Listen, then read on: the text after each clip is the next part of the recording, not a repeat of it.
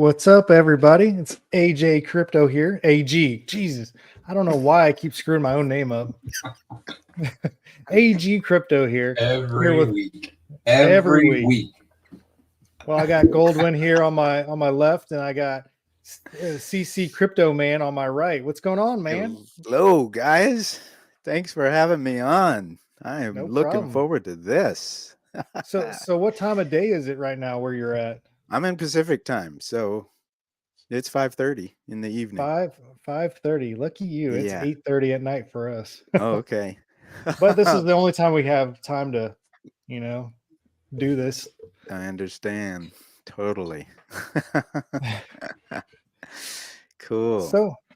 So let's before we get into it, let's take a look at the elephant chart right now. Where are we sitting at today? Right now, I was hoping we would be at 44 cents per million, but it looks like it's not going to happen. Well, we had a few things. We had the security breach with the elephant.money.org. What? Oh, man. No. What? I didn't hear anything about that. Oh, Yeah. really? Yeah, Oh. so someone set up a fake website and sent a bunch of people free coins. Free fake coins. Yep, and when you logged in to interact with it, when you approved it, they took your real elephant. So that I know that at least 20,000 was gotten from somebody, and at the same time, the 4 trillion guy that sold had bought back in with I think 500 million, and then he sold again. He sold at a loss.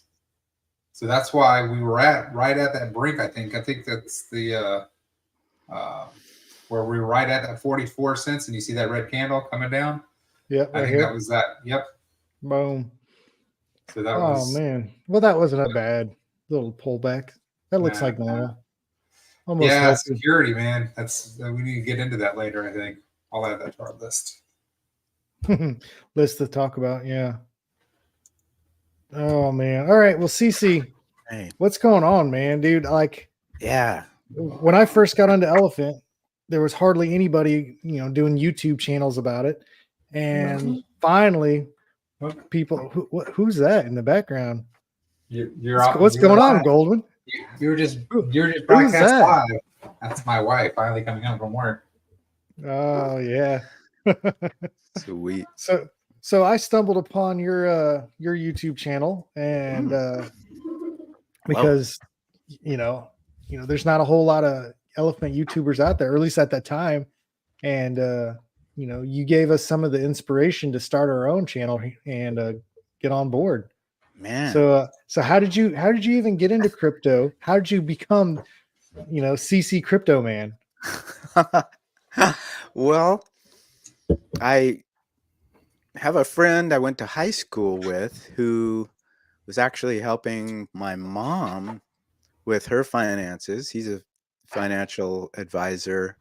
He was helping her just manage her money. My dad always handled the money, and he passed away in 2017. And so my friend was just helping her know how to log on to her bank account and all of that stuff. And then at one point, he wanted to get me on a Zoom call with a buddy of his, and so we did this Zoom call, and it was all about strong block, and that got me into crypto. And so, if anybody knows anything about strong, and that's a bittersweet tale, because it's very bitter in how it was offering all these rewards. And boy, before I was going to bed, I was looking at my nodes and looking at my rewards, and I was like, man, I'm going to ROI in 90 days and then just start rocking with this puppy, Yeah. We bought in at like $400 per coin, and pretty soon the bear market just slammed. By then I got into drip and and Thor nodes, and just a few other a few play to earn games, because I had no idea that it was a bull run that was just about to die. So I had Yeah. no idea. So I got in. This was December 2021. By February, March, things were tumbling like an avalanche in the Alps. It was awful. And so we saw the strong block prices go to, $2 or whatever, and everything just went Uh-huh. to I've right never to heard the of strong toilet. Brooks. Oh boy. Well, you're I guess fortunate. You've yeah, I was about you've to say, saved some money. it's probably a 'Cause good it thing, was huh? yeah, it was the talk of the town for a while because it was during this whole node season. Mm. Whole bunch of platforms were coming out with, "We've got nodes," so That it was was on block, but I never pulled the trigger. yeah. I So Well, I lucked researched and out. researched and researched. Yeah. right. Yeah, My and my first DeFi project was Elephant, so I lucked out, I guess. I even say that in some of my videos. Like, if you're brand new and this is your first one, man, yeah, Mhm. you are in a good spot. So what was happening for me was when I get into something, I get way into it. For example, I'm looking at that Denver Broncos hat. I'm like, I've got a friend who's lived in Denver for years and years. So now he's a Denver fan. We grew up here in the Northwest together, but he's a Denver fan. So I'll send him all sorts of stuff. Because last year when Russell Wilson was doing very badly, I was like, he's gonna be okay. He's gonna be okay. So because I watch all. I know I love to get into things, so I'm way into the NFL. So when I got into crypto, I'm like, I got to get way into this. So I started educating myself as much as I could, which Mhm. led me to James Pelton's videos and SK Crypto K's videos. I became like a kid on a Saturday morning when cartoons used to be only on Saturday mornings. When SK would come out with a video, I was Mhm. plopped right in front and looking forward to that. You'll appreciate the time, and that I'm SK Crypto K. I'm like, I'm bopping along with it. I'm like, oh, Yeah. and Elephant was something that just jumped off of the screen at me. And then I heard BT do an AMA with James, and I really liked his candor. Mhm. He was just very pure in being very knowledgeable, but I could hear his heart. Yeah. He Yeah. wasn't just talking numbers and being robotic. Sometimes some AMAs have some really, really wonderful guys, and then there are others where it's kind of like I can't keep going with it. I just can't follow it. I can't. It's just too I can't really explain why some I just can't stick with, but I was drawn in by how Bank Teller was talking. I just liked his personality, and then I saw a few more AMAs. And so I did have Elephant in early 2021, and I held on to that and didn't really do much DCAing through, because when the bear market hit, I wasn't sure what moves to make at that point, Mhm. because I was just doing nothing, nothing was working out at all. And so I was having to kind of regroup, and I actually started learning stock trading, and because I just wanted to learn a different angle of money and finance. And I thought also that's going to help me understand deeper layers of crypto, because when people are talking about arbing, or, Mhm. selling shorts or, um, those kind of terms, I wanted to know what was going on with all of that, which actually has helped me in this current phase of Elephant, just to understand what people are talking about. Somebody swing trading, and what's great. The other great thing about Elephant, you can't be a swing trader so much. Yeah. With the fees and all of that kind of stuff. So So so you I'm glad I you got know it. those kind of things. Yeah. You got in post or pre-exploit. Yes, I did. Yep. Gotcha. And so I was very impressed with how Bank Teller and Ed were just at the helm. you know. Mhm. So we're all on this boat with this choppy seas, and I hadn't invested a whole heck of a lot into Elephant. Unfortunately, I blew most of my bag on the other stuff, on Strong and Drip and Thor and those others. But Mhm. I just kept following what was going on with Elephant. I mean, there was just something about, reading the Medium articles. I can't really explain to you why, but it just came across really, what I liked about it, let me put it this way. I liked Mhm. the communication. Yeah, there's nothing Yeah. else that was really there was just nothing else that was just easy to hear what was going on from the developer or from Ed. And that, Mhm. otherwise, with Strong, for example, they were giving out all these rewards, and then one day they put out a 2-minute video just saying we're stopping rewards.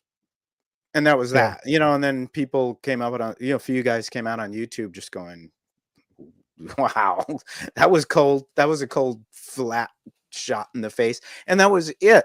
So something about Mm. Elephant, where you have a developer who's, out there writing articles, doing AMAs, talking at length, that was different. So that just kept me engaged. And Yeah. so then it wasn't until actually winter of 2023 that I started getting on the Telegram, and then things really changed for me because I like a team, I'm a Mhm. sports guy. I like the locker room. But what I love about Elephant is this is a locker room that's my daughter could be a part of. She's, Mhm. 14-year-old girl could be in the Elephant chat and not Yeah. be turned off by, a bunch of guys being totally Yeah. ugly and rude and Yeah, horrific. I No, think that's one you thing that know? I noticed too was, I was in Drip for a while, and it was so amazing, the difference between their chat rooms and our chat rooms.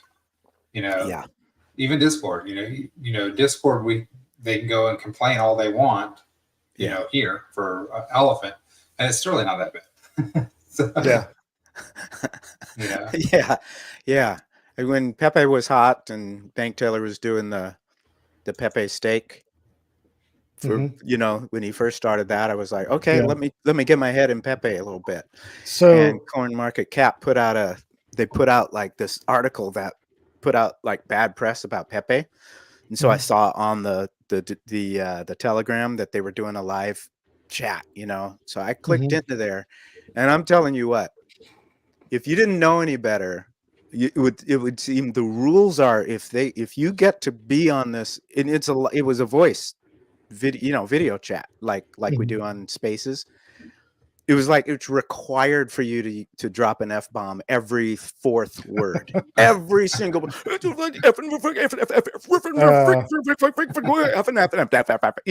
it was required. I was like, Yeah. this isn't getting me anywhere. No. Yeah. No. So you got turned on to Pepe because of the Pepe staking that BT made? Yeah, yeah. Yeah. See, I got kind of turned off when he did that. I'm like, why are we focusing on Pepe and not Elephant? I mean, he's Yeah. got his reasons why, but I just couldn't see him. So I'm Yeah, glad that's in the past now. I kind of saw where his strategy was, hey, this thing is really, really hot, so we could use it Mhm. to get eyes on Elephant. And like the one and only time I've had a back and forth with him was one evening where I was just going, I was in a friendly way saying, hey, Pepe to me is honestly this whole thing. It's kind of like taking I live where some of us burn, we have wood stoves, Mhm. and I said, I liken this to trying to just take some leaves out of my backyard and burn it in the wood stove. It's just going to be done in a hot second.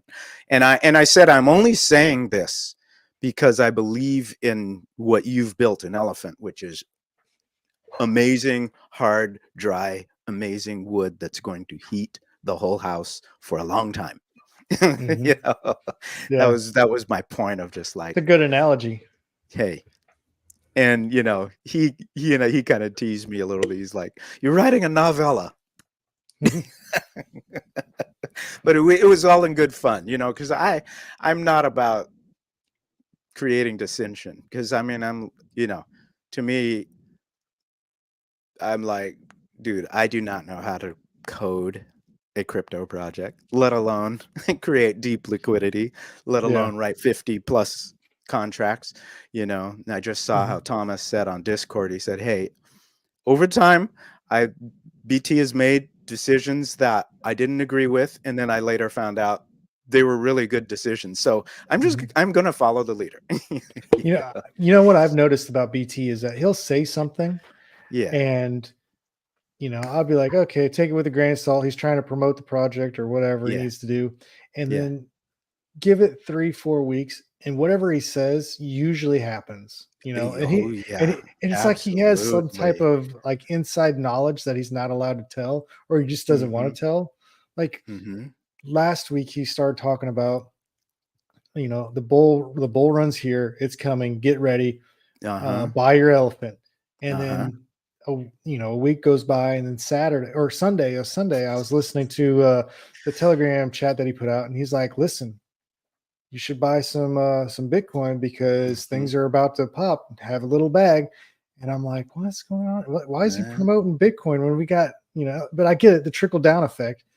But then I totally. go and I talk to another person that I know that's a big Bitcoin maxi, and they're like telling me all the ins and outs of what's about to happen. They told me I haven't been following up, but they were saying that there's like over a couple $1 billion that's been flowing in quietly into stable coins, and they're just waiting for that, something to happen that's going to pump the market, and of course Bitcoin rises all boats, all coins Yeah. right here. So Yep. I feel like anything he says, you know, it's going Yep. to happen, Yep. I Yeah, mean, like even with the yeah. Pepe, like if you would have Yeah. bought the very first time he said something about Mhm. Pepe, you would Mhm. have made Mhm. 10x Yep. Oh yeah. easily, Yep. easily. Easily. Mhm. Yeah, Easily.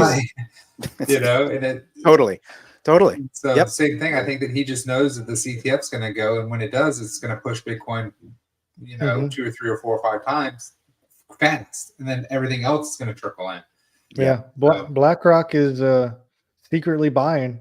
I don't know how is it you a can secret? find.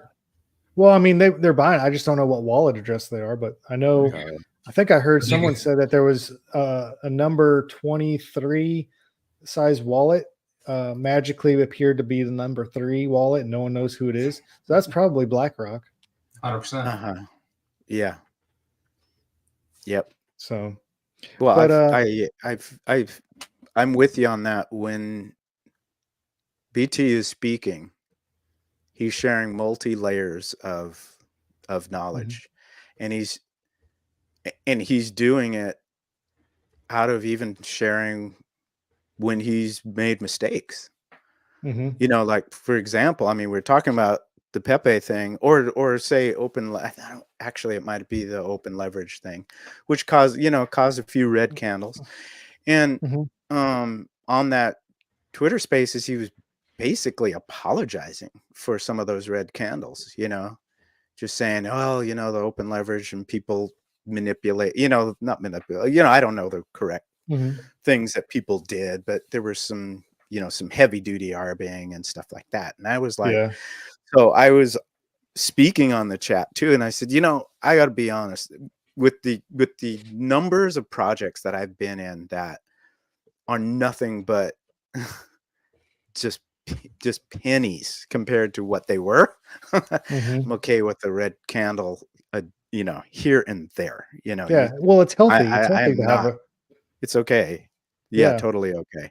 But to hear him go on like some of his um, trains of thought, I'm sitting at Mhm. a master financial genius, and yet somebody who's willing to share his life experiences with it. And I just hear all sorts of deeper layers of strategy of life and what to think about with money and this and that. And I've never had never had these kind of opportunities in my life. So I'm not taking it for granted, not 1 minute. Mhm. Well, I tell you what, we both got in pre-exploit, and the reason we stayed in the project was because of the community, because of BT reaching Yeah. out, giving the statement shortly afterwards what happened. I doubled down on my position as soon as I heard his statement. Literally, probably what 30, 45 minutes after the crash, I ended up Nice. selling my Cordano. So Nice. Yeah. yeah, the community is everything. Yeah. So you have a little slideshow that you wanted to go over with us, right? Yeah. Yeah. Because I definitely feel like the community is such a huge part of what's going on with all of us here in this ecosystem, and again, what I do really appreciate about BT is his appreciation of the community. Mm-hmm. He really gets it. I think he really gets it personally, in that anything to be successful, you've got to have good leadership, then you've got to have a good team, and then you've got to have a great base of people who support the team. Mm-hmm. I mean, I'll take Denver Broncos. I'd love to play for Denver Broncos because Denver fans, a great bunch of people. I'd love to play up in that stadium, Go Bucks. Go Fairweather fans. I'd love to play for the Niners. That's where my family's from. You have a great fan base. Kansas City, those fans. Green Bay, those fans. Mm-hmm. But look at all the success of those teams that we're talking about.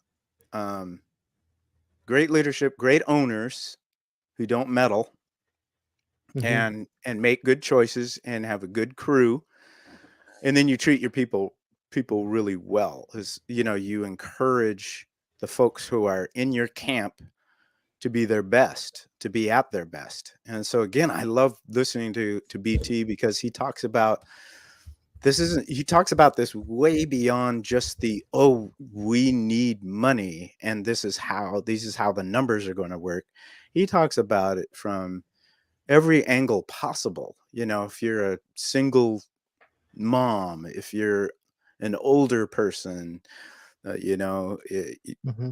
whatever your situation, and he shares it from his own situation, having grown up in Philadelphia, and being able to be so transparent and saying, I battle between the kid who's on tough streets at times and the kid who had amazing mentors who taught me the right thing to do. And so I really appreciate how he uses that to not only to be tough when he needs to be, but also he's balanced because he gets this hate from, Mm-hmm. and what's the point, but that's Mm-hmm. that's the way it is with somebody who's successful or somebody who's smart, somebody who's a leader, and it makes a difference. My favorite sports talk host, I really love his balance, and one of the things he said like a couple days ago, Colin Cowherd, he's good friends out, in fact, with the Denver's coach, and he talked about success. He says people either love you, they hate you, Mm-hmm. or they're suspicious of you. And when you and so when he responded like to some of the FUD, like to Mr. Fi, I was furious behind the scenes, but I try to just stay out of that online. I don't get in, I don't use my keyboard as a weapon. I just think it's just cheap and cheesy. So I stayed off of saying to Mr. Fi what I wanted to. Where he's Especially throwing F-bombs in the bathroom. Yeah. But then BT gets on there and says like the most honorable thing to that guy. And I Mhm. was like, whoa, I'm impressed. I am so impressed. I sent him a DM saying that. I said, I have so much respect for how you handled that, you know? Because Mhm. my dad grew up in segregated Arkansas. His parents never made it past the 6th grade. And then they moved to Alameda, California, and his mom had to go to the high school principal and say, you've got to take my son out of all of these bonehead classes and put him in the regular stuff. My son's Mhm. going to learn. And my dad ended up getting a PhD and ended up becoming a university professor for 26 years at the University of Oregon, one of the most well-respected, well-loved people in this city.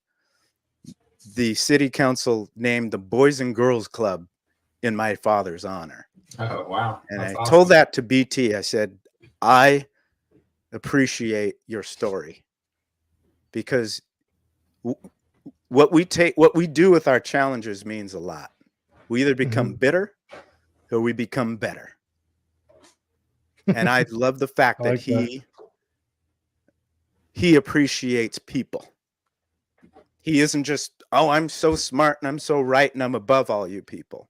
Mhm. Because sometimes that can be the case with some incredibly brilliant folks, you know. So we They don't got have the some balance, we right? got some alpha yesterday or last week when we talked Okay. to Ed Okay. and Store got Ed, and I didn't realize this, but they've got a group of what they say 15 different people in a special Telegram group that's a core asset, and they bounce ideas back and forth. And Yeah. BT's in that, and he listens to it, so he gets Okay. ideas from other people. Yeah. CC's like, yeah, I'm part of that. You guys aren't in there No. yet? Ah, yeah, yeah, I we're not am part of not. that inner No, circle I'm yet. not about that yet. But No. I thought that was amazing when I heard that. I was like, wow, that's nice that it's not all on his shoulders, that he's able to have other smart guys and other, people in Oh different yeah. areas of you know. Well, I think Yeah. it goes to his, Totally. like you said with Mystify, like when I Mhm. read BT's comments, I'm like, dude, that guy is so chill to respond Yeah. like that. And then, like how Futures really developed was, him bouncing, ideas and being like, well, what was wrong with bankroll and what was wrong with drip and what was wrong with these others? Mm-hmm. And they identified those three things, and that's what changed, and it's really push Futures and make it more sustainable than anything else we've ever seen. Yep. Yep. Mhm. It's awesome. I feel like the things that I got into that went wrong, or, just went down to nothing, I feel like they actually helped me understand how good Elephant was. That was part of my education. I paid a high tuition. Okay. So to get on to my slideshow, here is the headline: the herd crew, always working for you. Elephant Money is known for its genius design. Comprised of more than 50 smart contracts, it will be renounced by BT, the developer, and it will self-manage. It is getting set to continue into perpetuity, sans human intervention. In the meantime, there is a small army of volunteers who help with the very important creed, each one teach one. A solid, educated community is critical for the continued health of this ecosystem going forward. Decentralized finance is the new technology that is world changing, but there is so much uncharted territory. The balance must be maintained for success. So, what I'm going to go through is the different categories of how volunteers help to create this community. And I know that I'm probably not naming everyone. So, go ahead and if I miss you, send me a DM and say, "You knucklehead, you left me off," and I'll say, "Oh, I'm sorry. I'll put you on. I'll put you on the next one." But starting with the chat, Telegram chat. This was a game changer when I got into Telegram chat. Bank tellers on there. Jed, an administrator. Thor got Ed, administrator, and Nathaniel's an administrator. Seriously good management and monitoring, keeping the chat clean, focused on EM, and they send the bots and the spams away. Mhm. So the chat is a great place to be. You learn, you get questions answered. It is excellent. Yeah, they definitely do a good job at keeping it clean. Yes. Anytime someone throws some type of negativity out there, they jump on there real quick. Yep. Yeah, and Tor it's actually showed us kind of the back string because we asked him how many bots a day he kills, and he said it's 30 to 50 a day. Yeah. That's crazy. That's impressive because you get on other chats and it's just bot. It's because there's no one It's managing it. ridiculous. No one's managing it. Yep. Mhm. And so it's not worth it to spend any time on it. You're just not getting anything out of it. But you get a lot out of our chat. So then you can go over to Discord and get a little bit different flavor. Thomas Nye has stepped up to be the lead admin there. This is a place where you can be a little more free to voice your concerns and complaints. You can get some technical help as well. So Telegram is more focused on being positive about EM. Discord, let it loose. So that's a good balance. I think that's great. I don't do Discord, but Goldwyn over there, he's on it. He tells me all the nitty-gritty stuff that happens over there. Okay. Yeah. I spend most of my time on Telegram, and then I'll pop over on Discord a little bit. Partly to get a little support. Like I had to get some support for my Rabby wallet and stuff like that. So that's kind of what pulled me over there to get some help. Yeah, I kind of stepped away from Telegram a little bit, and I focused more on Discord. Cool. Yeah, but it's great. There's a little something for everyone. And then we get into Twitter Spaces. Honestly, I don't remember when this started. I should document that. When did Twitter Spaces start? What's really great is how quickly it has grown. Wednesday mornings, 11 a.m. Eastern. It's the chat on X, run by Josie, Ed, and Native Loop. And they do a great job. It's a wonderful place. What I love about these spaces, people get on to tell their stories. And then somebody who has told a story gets a free NFT, and that's a lot of fun. Now, and it is very heartwarming to hear some of these stories and people's background. And there was one woman got on, Ms. Dawn. I don't know if you heard that, but she told her story and said, I'm a woman of a certain age, and what that means is that she's probably getting close to retirement age and just doesn't have much, and she just believes in Elephant, and she won the I did hear that NFT, one. and boy, she just lit up the phone, and it was a really great moment. Yeah. Do you remember how she got into Elephant? I can't remember. I think she was part of his name escapes me. That's the group, Matt Egan. I think she's part of Matt Egan's group. Oh, okay. Matt Egan's group. Okay, that's cool. He has a I can't remember. I think it's ARC. I think it's called ARC. ARC. And they help with onboarding into crypto, not specifically Elephant, but they have a large group, and they do stuff weekly. And then as things like Elephant and other things present themselves, they do a live cast or something that's specifically on Elephant.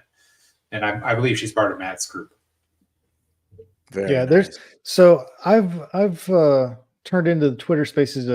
I try to do it every week, but not my 9-to-5 job kind of prevents me from doing that every week. But when I have tuned in, it seems like there's a bunch of people coming into that, like between 300 to 500 people, which is amazing.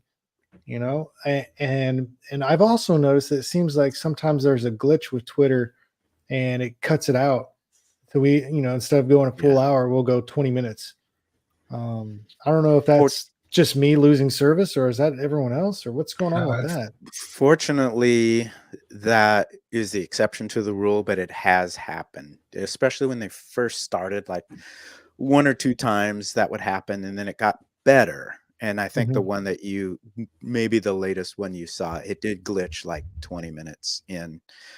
But the cool thing is that majority of them, it makes it through the hour. Apparently that's just a spaces glitch that just happens. Yeah. And everybody just has to kind of laugh about it. Just go, brother. I always feel like it's when Josie just wants to go home. She just She's hits the tired. button. She's like, "And it's time to go home." Done. I'm done. Well, she's on the East Coast, so it's probably lunchtime. So she's like, I gotta go. My food's here. My Uber Eats just arrived. Oh man. Oh boy. If you're Let's listening, move Josie, we love on you. before Josie reaches through the screen and smacks us all. We love you, Josie. Yeah, we love you, Josie. Thank you.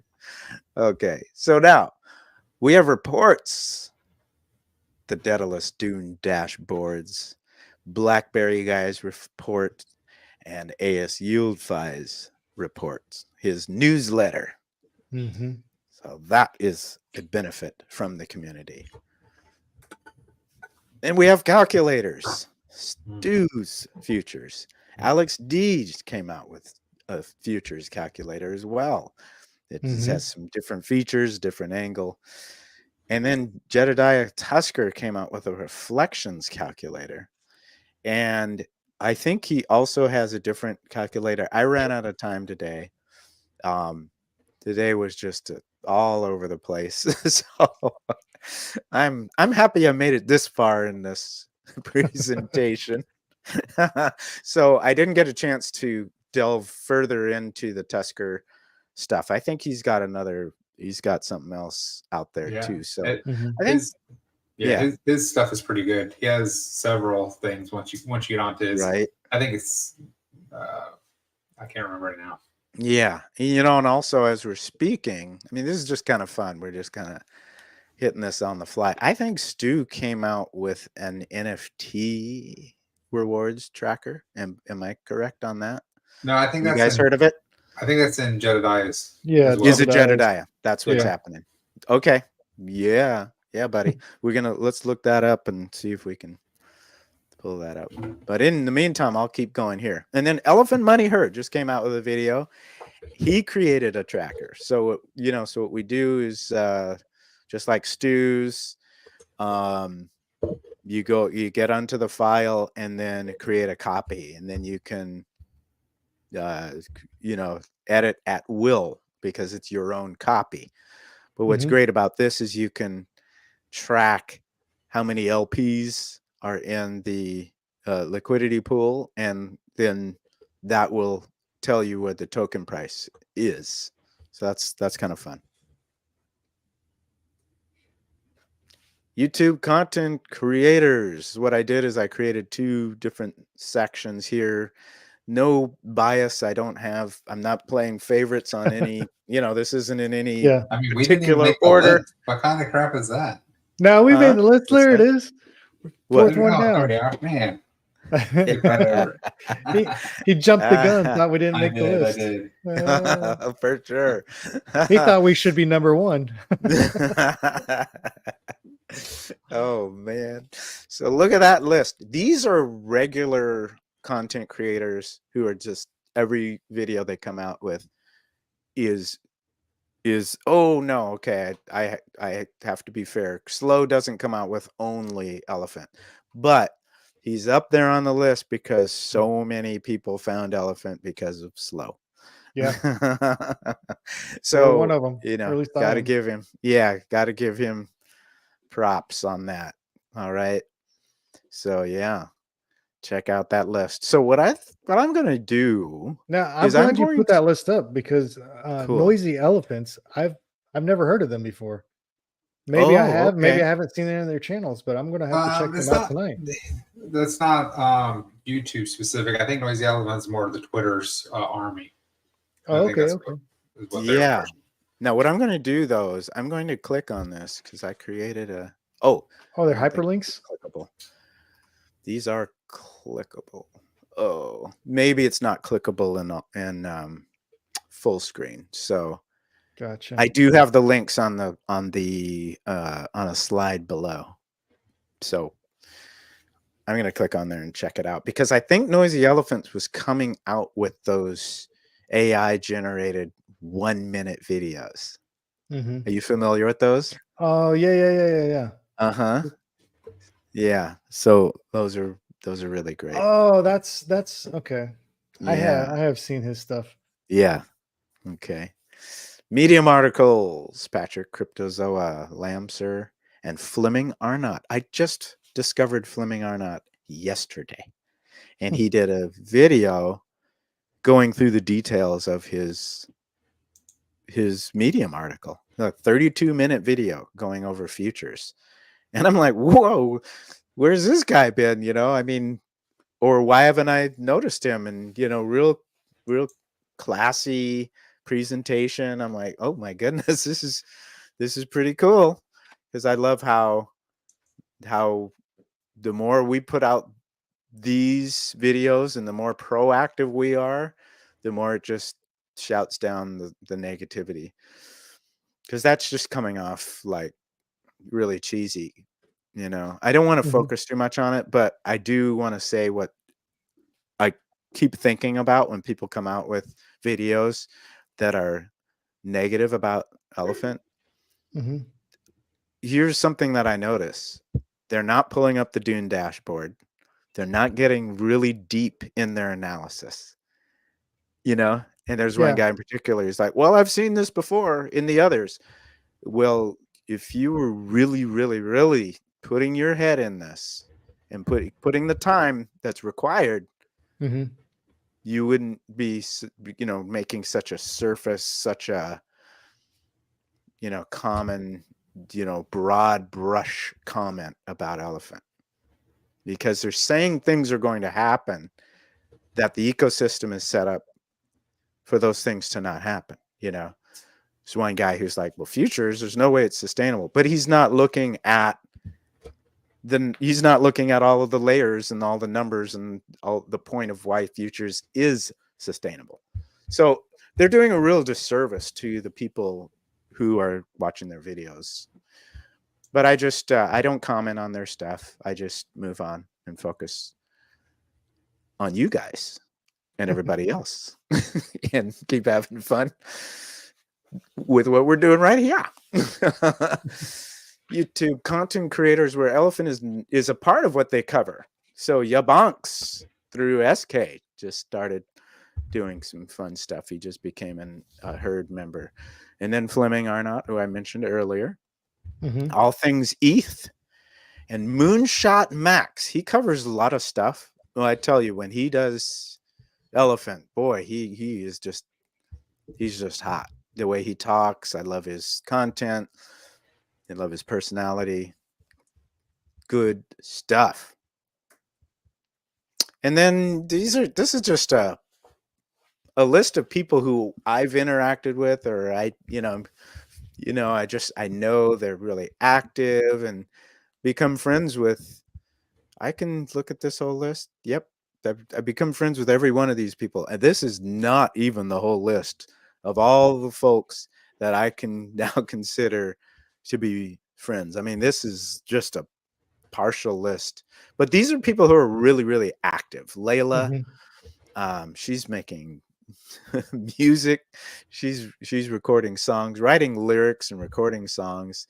Digita, he does there's some really cool things that he does to be helpful. Jay Scoop, Nina, ATX, Crypto Mason, Money Man, Alexander, Kelly Snook, Melanie H, Ms. Dawn. I know I'm missing some. Old Man Augustine. I just thought of another one. Money Man always makes me think of Mike Dre. Shout out to you, my friend. Mike Dre puts out a lot of great stuff. He does. So the more time I put into this, what I want to do is make this presentation something that people can just find and grab a link and just be able to just kind of have it and look at it, because we throw these things out there, but I think it's good for us to just, like, just to kind of have this top of mind. Yeah. Okay, so that's it. These are my links to the. Yeah, so I'll get out of full screen and You we'll have to move on. send me that information. I'll add it to the show notes at the bottom of the Sounds description. good. Sounds good. Yeah, cool. Yeah, here we go. Noisey Elephants. I'm going to click on this just for the fun of it. It's pulling up a different So Shelly had a page. question. Yeah. Okay. After the exploit, CC, what was something that BT said that made you continue to believe or got you excited? Like I specifically know what was said, you know, what resonated in my brain, but what was something that BT said that that made you go deeper? Oh my goodness, what a good question, because as I'm hearing that question, I don't remember. I think it was more of a personality, and again, he was just so real. He wasn't being cagey, he wasn't being defensive. He was being just straight up about what happened and the work that's going to be required to just rebuild. And I do remember that he just kept mentioning how he wants the community to do certain, the community needs to just be willing to do certain things and have certain levels of patience. And for some reason, I liked that. I think part of it is that up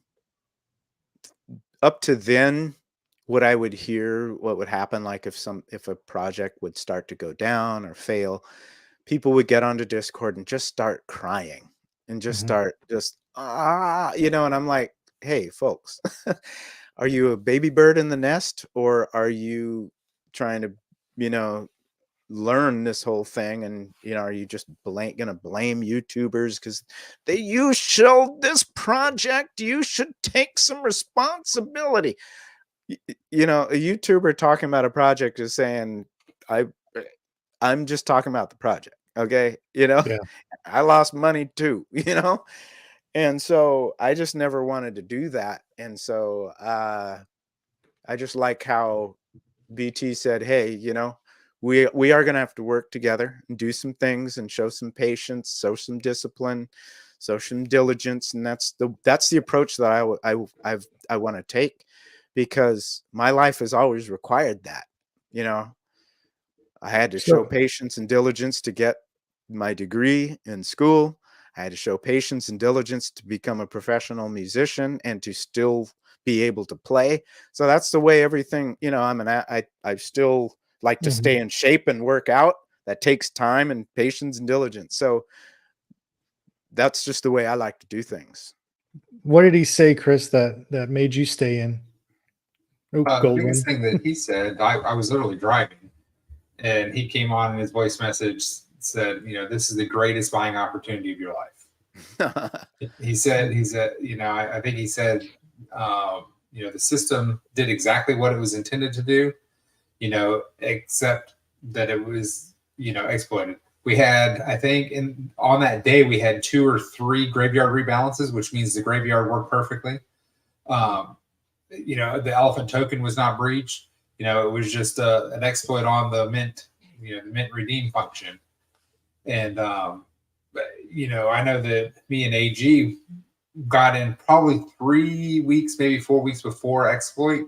So we were right there at the top, and we were trying to figure out how we were going to get to 10 billion. Yeah. And after the exploit, we knew that, I think, like AG said, I think that first day he went up to like 40 billion. And when I remember pulling off, I was on I-75, which in Florida's, the main turnpike that runs on the west side of the state. I literally pulled off the road and sold something and bought more elephant right then and there. Oh, really? Wow. I didn't know that. Yeah. Yeah. I wasn't plugged in enough to even know to do that. And I think to myself, man, the amount of elephant I could have scooped up then. Hmm. Oh, but I'm really glad I plugged in, last spring Yeah. and had some dry powder because I'm You've Well, been happy with the bags DCAing. for That's hot and well, good. it's heavy. funny because we've all had goals, Yeah. and AG has hit his goal about 7 times now. More like He's 44 like, I times. really remember. I think we had a conversation, one of our conversations, where we're all like, once it hits 10 cents, we're not buying anymore. Once it hits 10 cents per million, we're not buying anymore. Oh, We kept saying that, and it kept going yeah. up and then up and up. Oh Yeah. man! Like I Well, told him, I said once personal goal.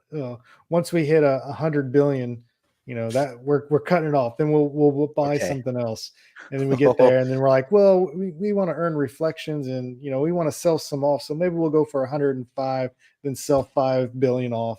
Once take some profit and keep that 100. But then we're like, 5 billion. Let's go for 110, and it just kept building off of that. Yeah. It's fun, and it also we were kind of going back and forth, an unspoken competition. Like, hey, I just bought another 5 billion. Oh well, maybe I'll buy another 5 billion, Oh, and then add another 5 billion. What man. can I sell? What else can I sell? Oh, But it was fun.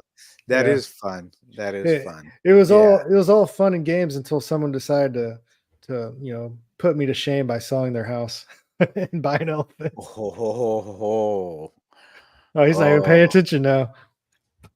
Well, I was man. reading the chat. I'm sorry. Uh, I won was the not- elephant. I won the elephant race. yeah. Ooh. He was like, he was like, you know what, Alan? I'm going to do the smackdown on you. A leap off of the top rope. Yeah. He has me crushed in Stampede though. He won the one of the first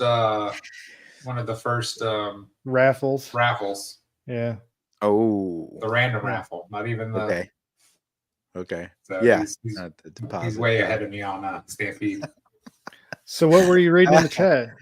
Would you? Oh, Toro, Someone- I just posted this thing. He said that he went really heavy into Stampede pre-exploit. This one? But then, yeah. So Got I think a lot of us did too. I know that was actually one of the things after exploit when Trunk depegged. I think it was about 80 cents. I bought a lot at 80 cents because I just knew that it was going to go back up. Versus Elephant. Elephant was mad. Yeah, Elephant was less than 4 cents per million, and I bought probably $3,000 worth of Trunk or something at 80 cents. Okay. Yeah, I did that. I think at 79 cents is where I went in at. Yeah. And then I was like, why didn't I just wait? I could have bought so much more. Hindsight. Yeah, hindsight. And that's the truth. I've said several times that the exploit for me personally was huge. And in 5 or 10 years, I was just talking to my son right before the podcast, and his birthday's in 7 days, and he gets some birthday money, and he was talking about buying some elephant. And what our goal was pre-exploit is what's in his wallet. So if the exploit would have happened, then I definitely wouldn't have been able to do that.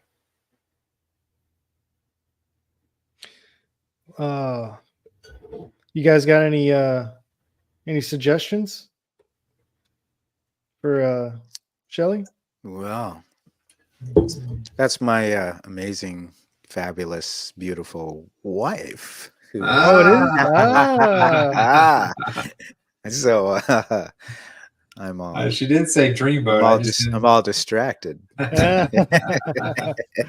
That's too funny. And I was going to say before you pulled that up, you guys were talking about building your bags. I was going to say how blessed I am to have a wife who trusts what I'm doing down in this rabbit hole and is willing to crawl down in the rabbit hole with me and learn, because she's way into it. In fact, last night she was getting all inspired, and she's way more articulate than me when she just gets on a roll talking. I'm like, I got to do a podcast with you because you can just flow with this stuff. And what's really crazy about that is I have my head in this every day, just as much as I can. And she doesn't. Yeah. But then she picks up on all these nuggets, and so she'll be like, man, this is, people need to decide, if they want to have a community bank that is working for them, they either need to be, in it or just move on. She'll get all fired up. We'll listen to the spaces together, and she got on and she spoke at the very end, and people were like, man, that was amazing. Whoa, what you said was so great. So Yeah. at the moment, let me think about that as far as women. Well, I'll tell you this. I feel super fortunate. One of the AMAs that I found was BT, Stu, and SK Crypto K on a women's group doing that was a great one. Doing I do remember that. an AMA. That was a while ago. That was was like another 6 months ago.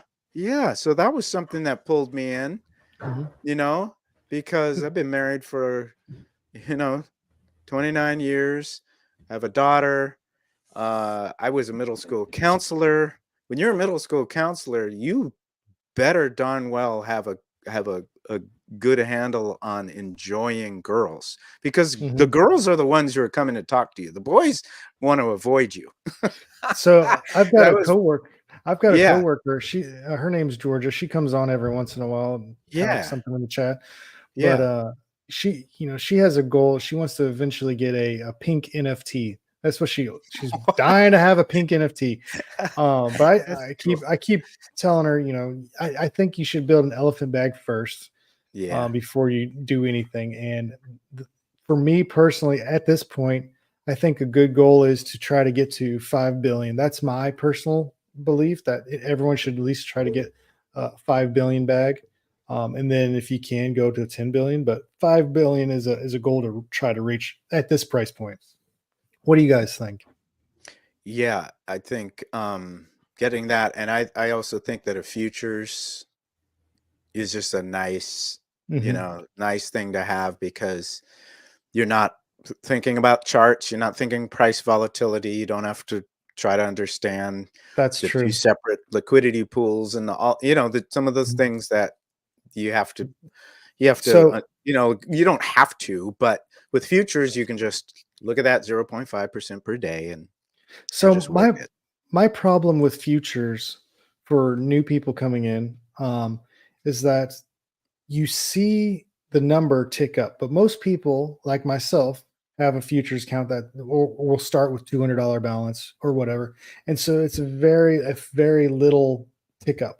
So what I would like to see integrated into the futures account website is a personalized chart, like a graph, so you can say, oh yeah, I'm growing up, and because people get that FOMO effect and they get excited when they see a chart going up.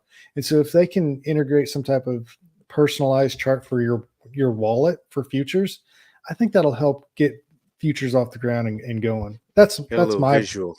Yeah, visual give a little visual. Okay. What do you think, Goldwyn? Huh?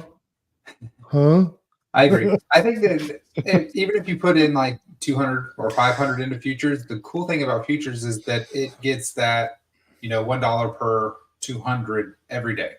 Mm-hmm. So, you can throw 200 in and then work on building your elephant bag up to 5 or 10 billion, whatever your personal goal is, and you're still getting that $1 per day.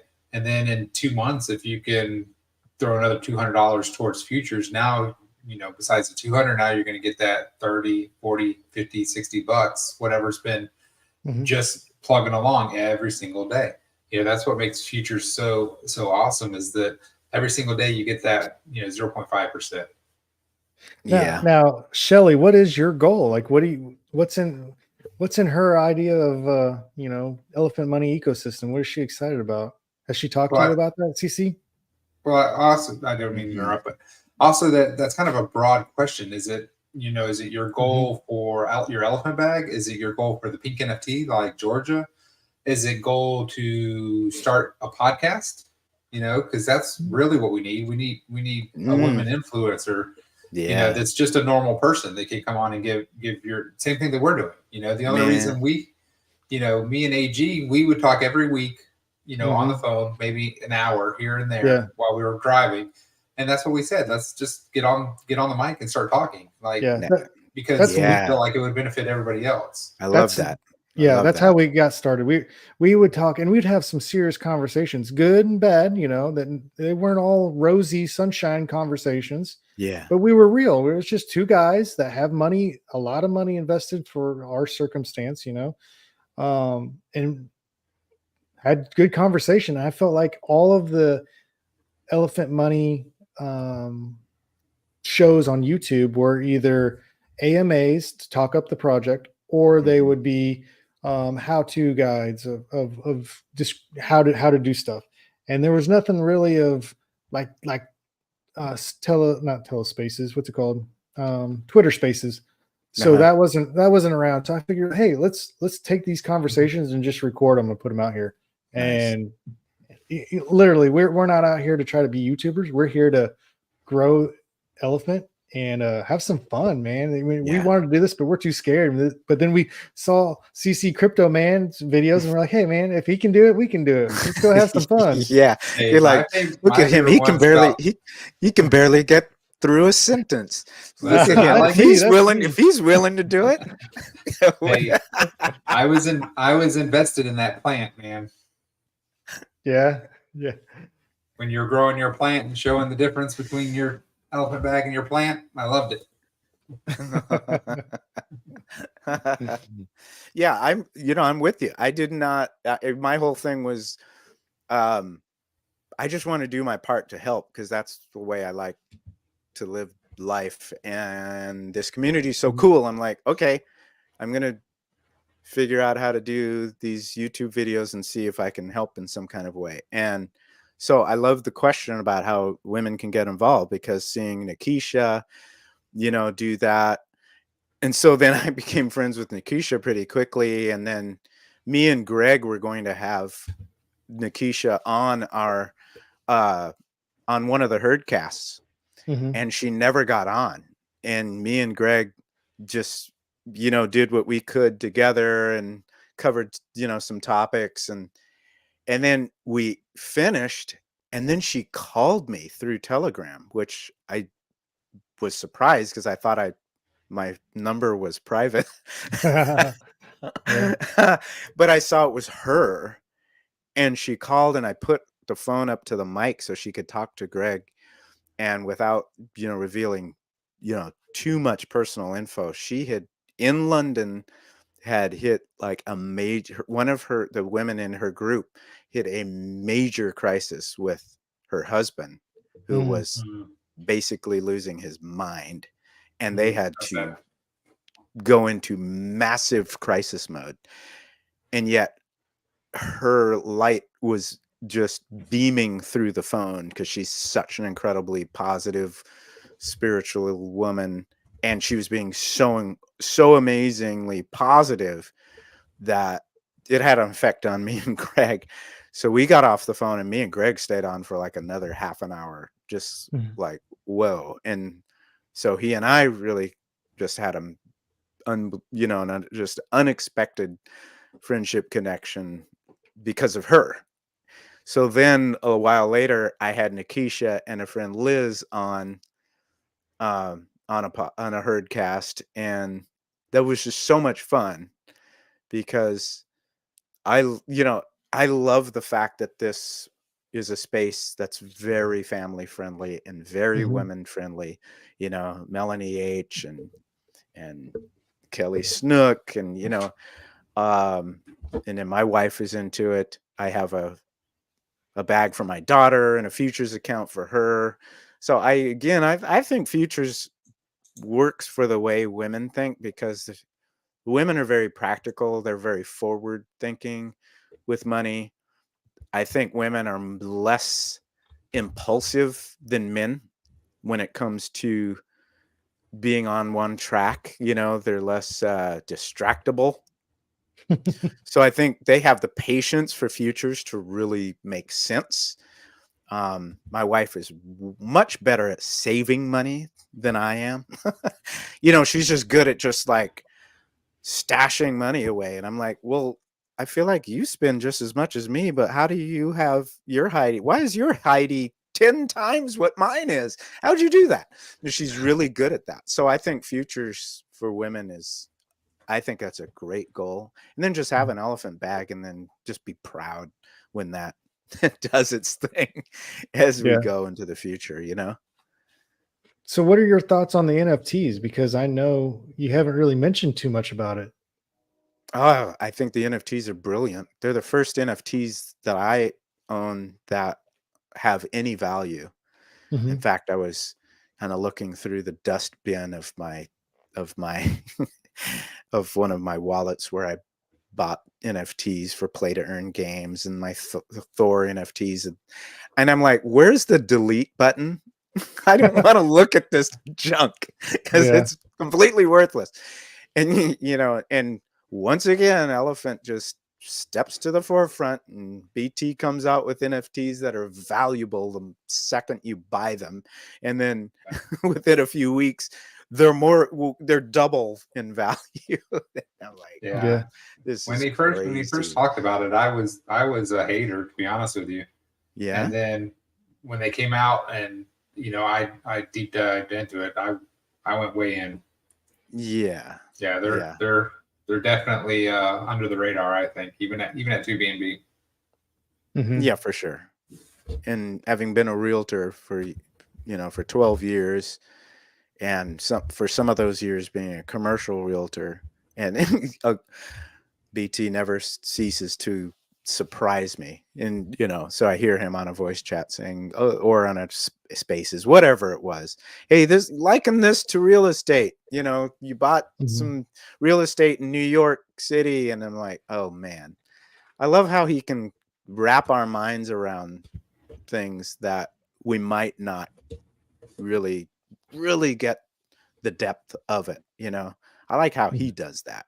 He was doing a long AMA with SK, and I was personally offended when the host cut him off and was like, oh, we need to get back on track. You're talking about SpaceX and alligators. I need to get you back on track. And I'm like, dude, he is waxing poetic as to this entire world of decentralized finance and how life and finance and science and engineering is coming together, and he's teaching us all something. You just cut him off. Yeah. Okay. All right, bro. So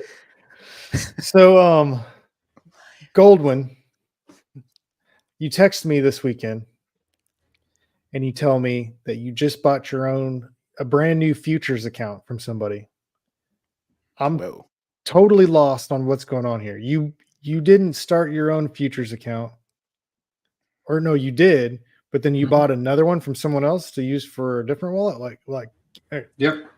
Let's dive into this. We've got we've got to make some time for this, because I'm trying to wrap my brain around you purchasing someone else's futures. Well, I have my main futures account, and I've been working on my uncle who's 67, and been trying to get him to, he has a lot of, it's not disposable income, but if he has money, he spends it on silly things that he doesn't need to spend. And he's like, oh, I'm only going to live this many more years or this. I said, how many of those years are you going to work? Like, he's gotten government money now because he's of that age.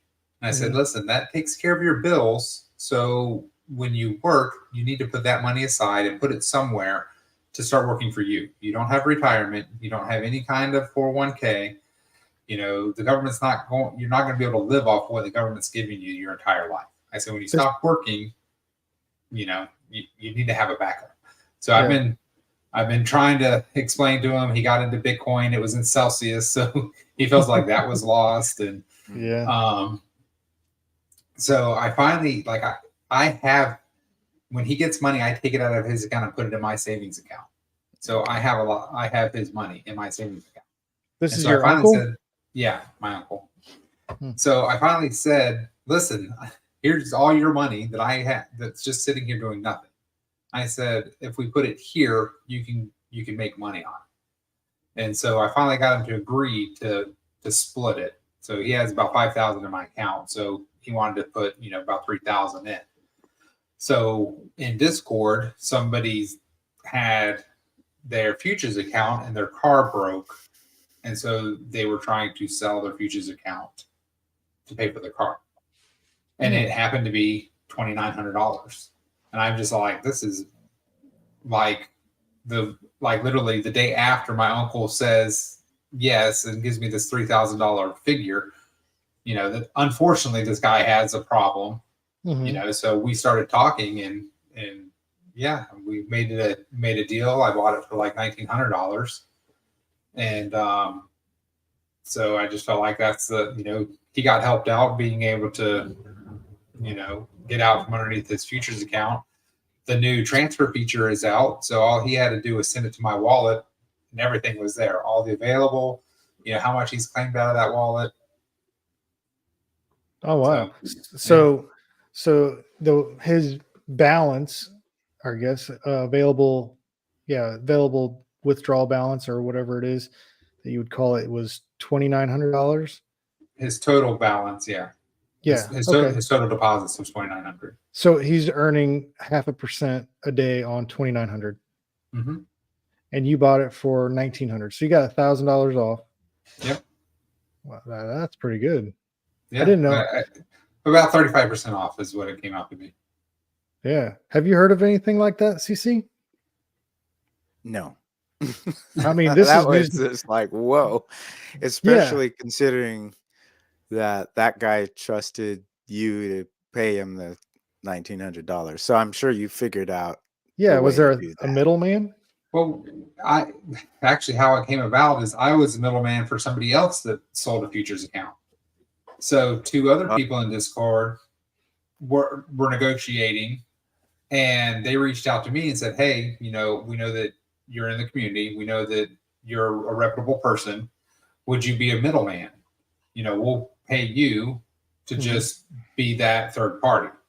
And so I said, sure, no problem. And so we all hopped into a group in Discord, and the person buying sent me their money. I sent the transaction. I said, hey, I have it in my account. Here's the transaction. The person with the futures sent it to the buyer. When the buyer said it's all good, here's the transaction, I then sent the money to the seller. And then so I was the middleman, and I got paid just to escrow the money so because of that, then the guy said I was going to use one of them. I said, we can use them as a middleman. And he said, no, I don't think you're going to ruin your reputation for $3,000. I said, you're 100% correct. So he trusted me. He sent it to me first. And when it was all good, I sent him the money. And well, that's pretty cool. So do you think BT is going to implement like some type of feature within the marketplace where you can buy future and Stampede accounts? I think he should, because, even if there's a 1% fee, somebody buying would be more than willing to pay that 1% fee to Bertha, have that, or 2 or 3 or whatever, to have that security. 1% fee of, a large sum might be a big chunk of change. But yeah, and to have a secured, and I think the NFT should be that way too. But then the NFTs do have a 30% fee. Well, I'm just saying if they had a trade, like, we were talking about like Georgia wants a pink one. Well, I had an extra pink one. If she had a green one, I would have just traded with her kind of thing. Okay. But if I don't know the person and I'm trying to Pokemon and get all these colors, somebody's going to have to go first unless they have a middleman. True. Yeah, I know he talked about turning futures and Stampede into an NFT. I don't know if he's still planning on doing that, but I guess that would be one of the features of doing it would be having the marketplace. But I know another benefit of having NFTs with your futures and Stampedes, you could have multiple futures accounts under the same wallet address, which I thought would be cool because Yeah. You know, the way I'm set up with my own personal strategy, I'm invested in farms, and I could have, if he turns Stampede into NFTs, I could have 2 or 3 Stampede accounts with different strategies. One doing, you know, rolling every month, one every 2 weeks, and one every week, and just see how that goes, and then do different claiming strategies, and all in one wallet where I don't have to have multiple wallets to try to figure out what I'm doing. So that would be cool. I hope BT's listening. BT, are you in the chat right now? Chime in. We said that one time and he came on. Well, that's cool. Surprised us. We were like, Oh, We got stage Nice. fright immediately. yeah. CC, what's your strategy for futures? Oh, well, my strategy has been to build it to where my goal is to get to $100,000. So what I'm going to have to do, because I DCA'd so much into Elephant, is I just wanted to get it, you know, because like when it was 14, 16 cents, I just knew I've got to get as much of this as I can right now, you know. And so I've got you know, fairly modest futures account at the moment. Mhm. And unfortunately, my work really dried up this last year. So my dry powder to load up on futures is not much. It's Mhm. like not much. So I'm just going to be patient. And I love it when SK says, hey, you know, when Elephant does its, you know, multi-X, you can Mhm. sell a few of your elephants, you know, take a percentage that you like. And that's what I'm going to do. I'm just going to pick a percentage of elephant to sell and create $100,000, or just add to what I have to get up to 100 grand. And then that'll take a lot of pressure off of both me and my wife having to do work outside Mhm. of music, because So, music is what we want to do full time. However, when you perform, you know, let me just make an example. We mhm. perform at a local club here in town, and we're very proud of the fact that all the reservations fill up.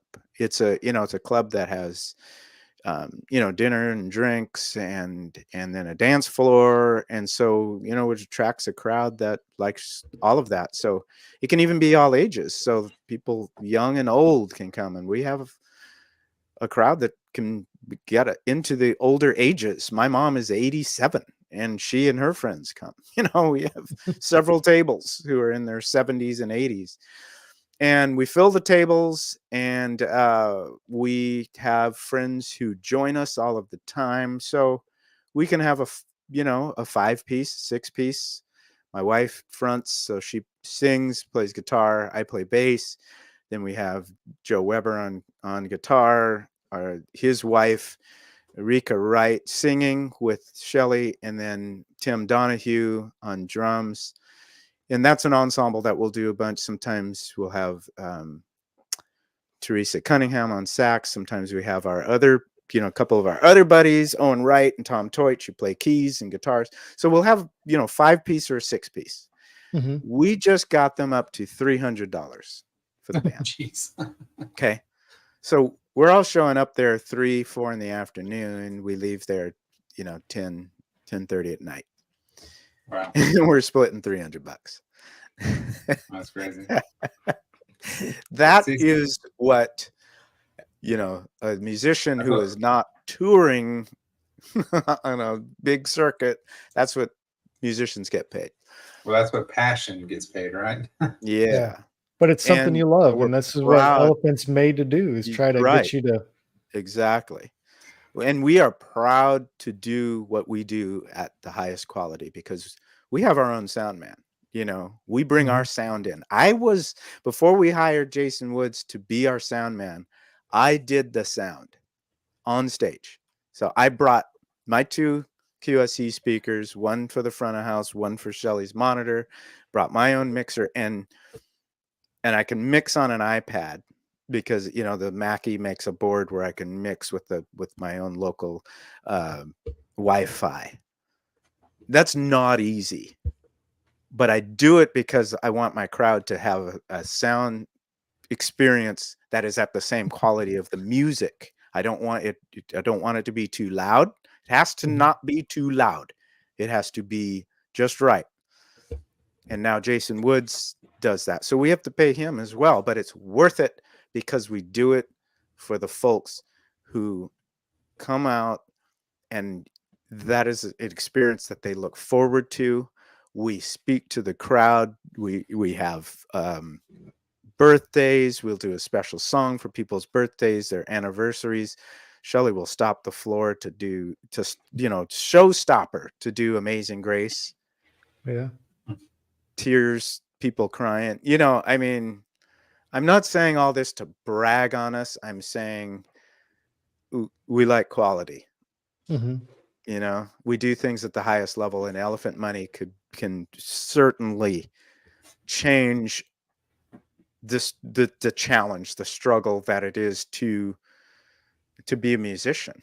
If money is taken care of on the side, then we can just really, really enjoy doing music at a different level. I mean, fortunately, two of our friends, the two of the friends that I mentioned, the husband and wife, his dad bought a local Taco Bell 52 years ago, and ran the business so well, they now own multiple Taco Bells. And so they run the family Taco Bell. They employ more than 1,600 people. Oh, wow. Gosh. Several of their managers who we've become good friends with, that's full career for their managers, their regional managers. One of the women started working, making the food when she was 17. She's now their top level manager who helps them have a really, really good situation. They're some of the best franchisees in the country. So fortunately, they don't have to rely on the money from music, and so they can enjoy music, and at the level that they do, where they're not thinking about, oh my goodness, we're not making any money tonight. They can just go, we're playing good music tonight. Hey, CC man, Yeah. I want to know about the night when you went to Prince's house. Okay. Tell us that story. Okay. So we were living in Los Angeles, and literally a few weeks after moving to LA, it seems like just couple weeks in, we got pulled into being on the worship team at the church that somebody had recommended for us. It was just immediate connection with the music director, and the folks there just made a lot of friends. And somebody said, Pete Escovedo is here and Sheila E is here. And I don't remember why that person told me that. That person didn't realize that my dad used to play music with Pete Escovedo. Pete Escovedo played on Oye Como Va on Wow. Santana. And my dad and he played in the Bay Area together. So I walked up to him and introduced myself. I said, I'm Eddie Coleman's son. He's like, whoa, wow. And he said, this is my wife, Juanita. What are you doing this afternoon? Come over to the house. We're having some people over. So we go over to the house and meet the whole family. And Sheila E., who I have always been a huge fan of hers. She's Pete's daughter. So Pete and Juanita have, I think, in order of age, I can't remember if Sheila's the oldest or if Peter Michael's the oldest, but there's Peter Michael, Sheila, Juan, and Zena. Okay. They are the most fun people you've ever been around. Your face will hurt from laughing after being around them for a few hours, just having fun at all times. And so they pulled us into their circle. They pulled my wife Shelly into their band when they did a Christmas concert at Disney Concert Hall in downtown Los Angeles. So Shelley was one of the backup singers. Awesome. And Peter Michael pulled me into his band. Peter Michael has been he and his brother Juan toured with Lionel Richie for multiple tours, and he told me great stories about how humble and fun Lionel Richie is as a man. He always wanted the band to take the spotlight and just have a great time. So I loved hearing those stories. And he hired me to be the bass player for Andy Fraser.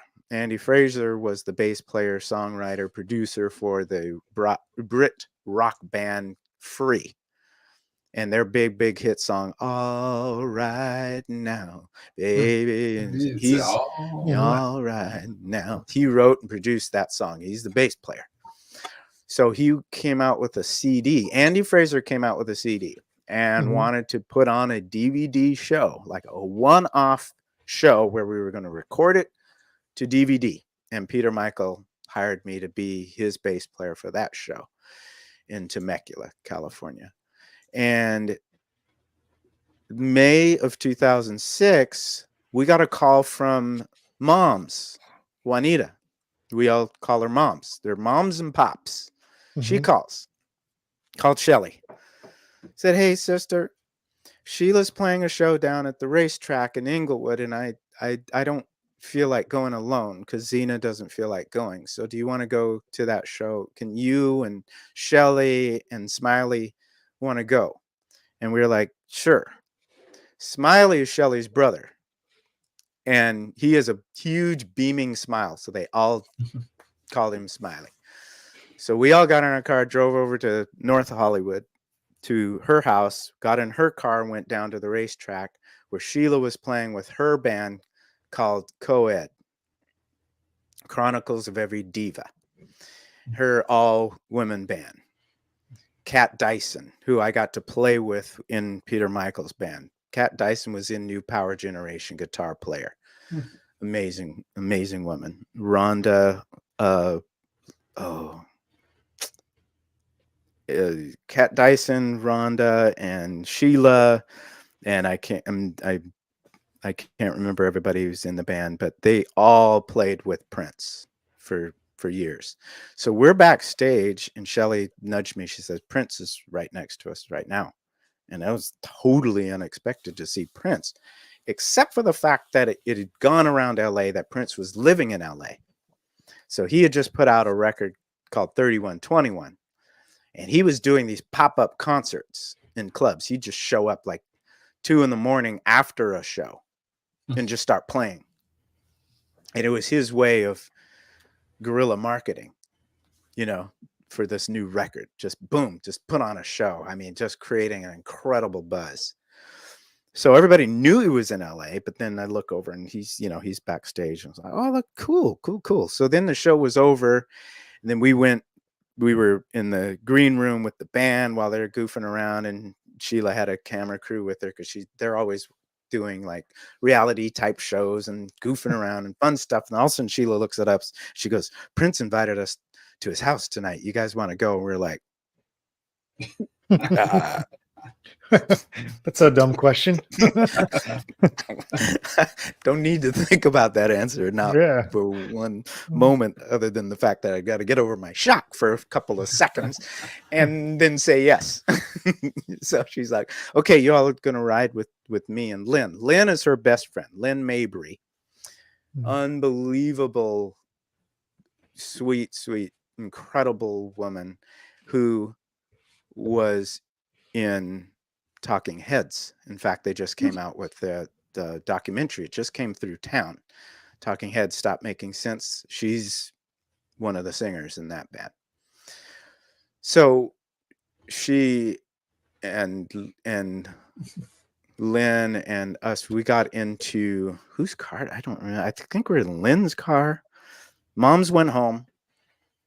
We got in Lynn's car and drove up to the hills, the Hollywood Hills, and we were up on a hill and parked the car on the street, opened the doors. Actually, the doors were opened by 2 gentlemen in tuxedos, and they escorted us into this big limo van that drove us up the driveway to the steps of the house. And then we walked up the steps, up the steps and into the house. And immediately we were greeted with Prince and a woman who was hanging out with him. And he asked Sheila if she was hungry. And she's like, yeah, and so we were, I didn't realize this, but we were right by the kitchen because he pushed the door open. It was one of those butler style doors that flops, he pushed the door open and leaned in. He says, make Sheila an omelet. An omelet. Yeah. Those two were just the best of friends, absolute best of friends for years and years and years. And next thing you know, Sheila's got a plate with an omelet. She's eating this omelet. And we're just kind of hanging out in this living room, just looking over Hollywood, not knowing what's next. But, we're just playing it cool. We don't want to be fan. Yeah. No. And so, we're just chilling, like, hey, I've been in Prince's house like many times. This is like what, my 8th time here at Prince's house? No. Yeah. So next thing you know, we just start walking in a group through the dining room, past the dining room, out into a courtyard. And there's, there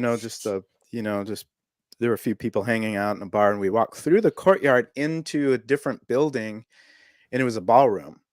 And there's a band playing, and there are like nightclub round booths all on both sides, and ballroom dance floor in the middle, a few people dancing. There's like 25 people there. Yeah. Wow. So everyone had heard that he was renting a house from an NBA player, but it was it was a secret who the player was. Nobody knew at the time. And we just recently found out that it was Carlos Boozer. Nice. That just recently was made public, literally, So yeah, Shelly's help. I was hoping Shelly would pop on to help with this. Yeah, it was 1:30 in the morning. We'll get her version next week. Few people are dancing. And Kevin, her brother, Smiley, he's like, I wonder if Prince is going to play. And I was like, yeah, I see a guitar over there that's just sitting there, And it was like, you look down and then you looked up and there he was playing. And the band that was playing was gone. And his band was there. And I was like, wait. When did that happen? How did that happen? All of a sudden he's up just ripping. Got his guitar, just tearing it up. I grew up as a huge Prince fan. I had posters on my wall. Part of learning to play the bass was to Prince songs, and there I am watching him. I'm at his house, and he's tearing it up like he's at a major concert. There were 30 people there, probably 30 people or so. Right? What an awesome memory. That's crazy. And he's just cooking and not playing any Prince songs. He's playing covers. He played Tower Power. What is hip? If you think you know, he's playing that. And then he played Give You the Best That I Got, Foo Fighters. Wow. He's playing all these covers, all covers. And Shelly remembers something that I'll have her type it out, Shelly, because she loves this, because she's a singer. She's got to know lyrics all the time. And the lyric book is a big deal. And she'll always remember his lyric book. He had a huge lyric book. So it wasn't, it was like Alice in Wonderland. This like oversized lyric book on the floor leaning up toward him. And we're like, only Prince have like an Alice in Wonderland size lyric book in front of him that you didn't notice unless you're a singer like my wife, who's like, hey, look at that lyric book he's got right in front of him. It's huge. He must be able to see the lyrics really well, And he was cooking. And it was at the time that he had the twin dancers, and they were dancing. I mean, it was like we were at a major show, and it's 2 a.m, and then it's 2:30 in the morning. You know, it's 3 a.m. We finally left at 4 or 4:30 in the morning, and he was still playing. Really? Yes, He's still jamming out, and you guys are like, Still okay, it's time to go. playing. We had to go because she was finally, you know, she'd played a show that day. Mm-hmm. That's a long day because you've got to get there really early for sound check before your show, you know, and then you've got to, you know, launch it out there, play the show, and then, you know, deal with everything surrounding it. So she was tired. And we, you know, so we got in the car and we had to drive and get our car in North Hollywood at Mom's and then drive, you know, to where we lived. And yeah, what a memory, you know. The house was the address of the house he had changed to his record called 3121. So you walk up to the house and up above the landing or and you know of the porch was 3121 that looked like the address, but I know that couldn't have been the actual address of the house. Yeah, we left at 4:30 in the morning, and he was still playing. That's awesome. He's still playing. And that same year, he played the Super Bowl in Miami. And I know you guys being football fans, you remember that one, don't you? Yeah. Do you remember that one when it was raining? Yeah, I do Epic. remember that.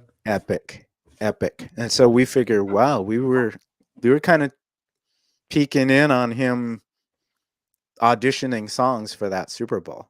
Yeah. Because he played a lot of covers at that show. And that's like known as one of the greatest Super Bowl halftimes of all time. There's even a short documentary about what was going on behind the scenes because the producers of that show were trying not to panic because it was raining. And his dancers wear these tall heels, and that they were concerned that stage is slippery and he's playing in the rain, and they had multiple wireless packs, a pack for, you know, for his every guitar, every instrument. They've got wireless, they've got all these electronics, and they're trying not to just and so one of them mentioned, you know, he's like, Prince, it's kind of rainy. He's like, yeah, I hope it rains harder. Because he was like, this is great, because he ended the show on Purple Rain. Yeah. In the rain. Yeah. You know? Awesome. So he was like, this is great. And so what I really loved about it was the fact that, man, I was a fan of his music from the time I was, you know, from the 80s, and here I am, a musician, and you go through a lot as a musician of being excited when you're really young, and then reality hits and you're not making any, you know, any money, and like trying to figure out bands and what's going to, you know, there's so much that doesn't happen that you think is going to happen. And you get really discouraged. And it was like this moment of seeing him play for, you know, this small crowd going all out. I didn't expect to be incredibly inspired by his appreciation of the fact that he could play music for us that night. Mm-hmm. And I thought, man, every time I play music, I'm going to play like it's the last time I could ever play music, because I'm not only blessed to be able to, but yeah, my wife, that's how I met my wife. And now my daughter does it. My best friends have been made through music. You know, I told you about that husband and wife who own the Taco Bells. They are such incredible friends. We didn't see that coming 25 years ago when we got into a disco funk band with them. We didn't expect them to be best friends and that we'd announce our children, surprise each other at PF Chang's one night. Both of us little older parents, and all of a sudden we're going to have our first child. We didn't see that coming, but you make such great friends being a musician, and that matters more than everything else. But then seeing how inspired he was to just, hey, he plays music because he can, and he can do it well. And I realized, man, the times that I've had attitude, I realized none of that matters, because what matters is I get to do this with the people I love. So do you And, write your own yeah. music, or do you Yeah, just we play do. covers? We do Have you- both. Have you thought about writing a song about elephant? Yeah. Yeah. In fact, I did write, the intro music that I Mhm. do. I don't know if Yeah. yeah, I wrote that. Nice. I And like- so I what I'm like- going to do is write some lyrics and have my wife and daughter sing it, because if I sang it, then that would ruin the song. I doubt that. I doubt that. They have the singing, I'd be Yeah. like, okay, I got to write some lyrics and get them in front of the mic and then sing something killer. But I'm going to Have do you- a whole bunch of other elephant music, Have you talked with Layla and talked about a Yes. collab or anything? Yes. Oh, And really? So she and Shelly will send some files. It's great in this modern day. We can send files back and forth, Mhm. Used to not even ever consider doing that, but we can send files back and forth. So yeah, she and Shelly are going to collab. So another really cool element of this ecosystem is that we can be creative, we can be fun, we can be with our, be all about it. That's one thing I love about BT, and when he waxes poetic and he talks about all these different angles, what he's doing is he's giving us all permission to be who we are and to contribute. We Mhm. get to, he honors that. He honors our background. He honors the different types of people that we are, and he wants it to be a part of contributing. When he talks about community bank, man, that's some real stuff right there. I mean, there's power in the collective group of people, to do incredible things together. When we're all working together for a good cause, and then when we're honoring each other, people really, we just need to feel like we're contributed, like we're valuable. That's why I did this YouTube. I was like, man, it's going to mean more to me to have success in Elephant if I'm contributing in my own kind of way. And I love how BT appreciates it. I think it's cool because we've seen you on, and we see your shorts, and we see other things. So now when we do go to the convention, it's going to be like we're already friends. So that's circling back to what your slideshow is about is about community. Yeah. And Absolutely. I think one of the things that BT said in chat was somebody was saying, I can't wait till I can retire. So, until M retires me. And he's like, no. He's like, that's not the point. Yeah. The point is M can supplement so that you can do what you love. You're not supposed to just retire and do, right. You're supposed to find a passion, and that's what M is going to allow you to do. Yeah, my passion is to sit on the couch in my underwear and eat Cheetos.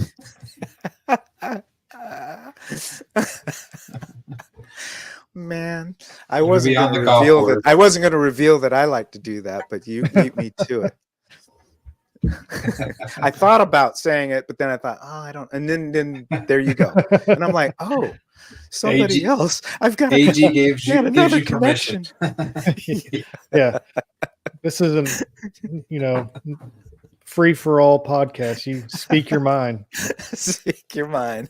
Just two guys on the internet, man. Don't sue us. Yeah, man. That's right. That's right. We're the average Joes. Yeah, my wife wrote a song called Watching Miracles. So we're she said that could be a part of the theme song here.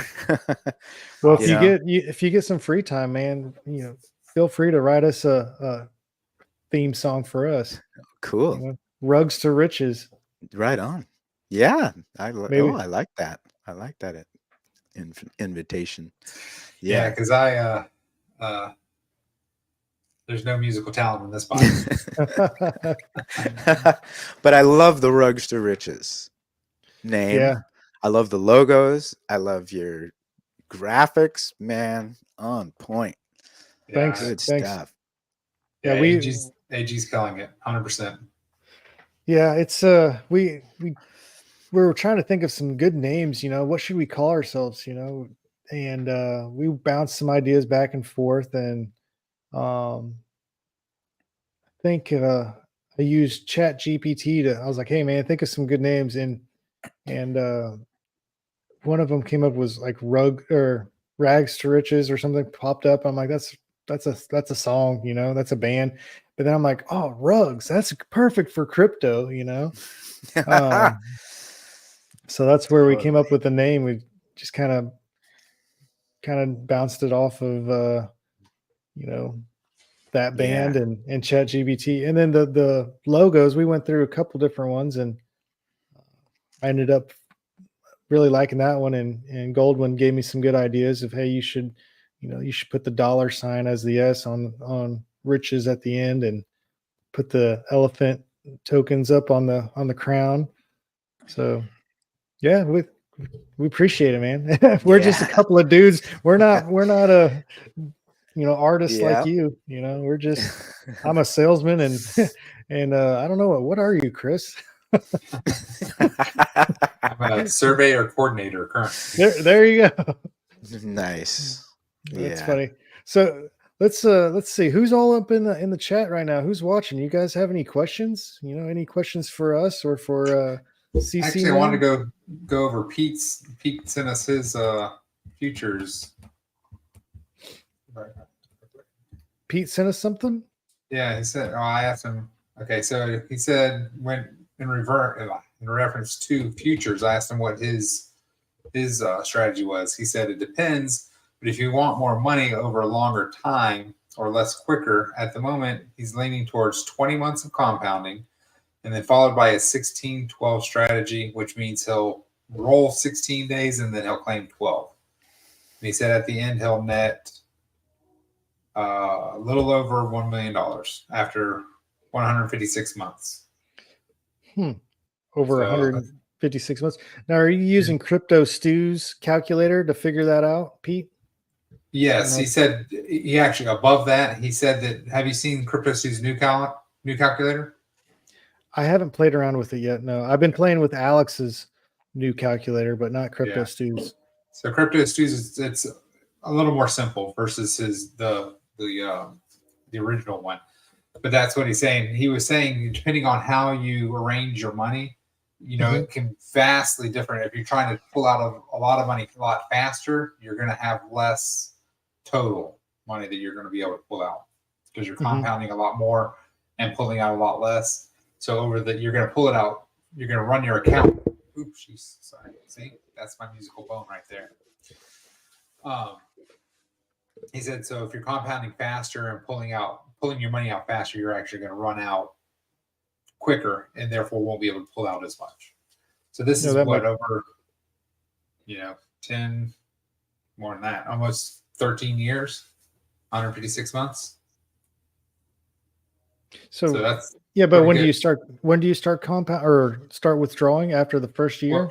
Well, he says 20 months. So I don't know if he's compounding just 200. He didn't say if he was compounding 200 a month or what, but he compounds for 20 months and then he starts his claim cycle.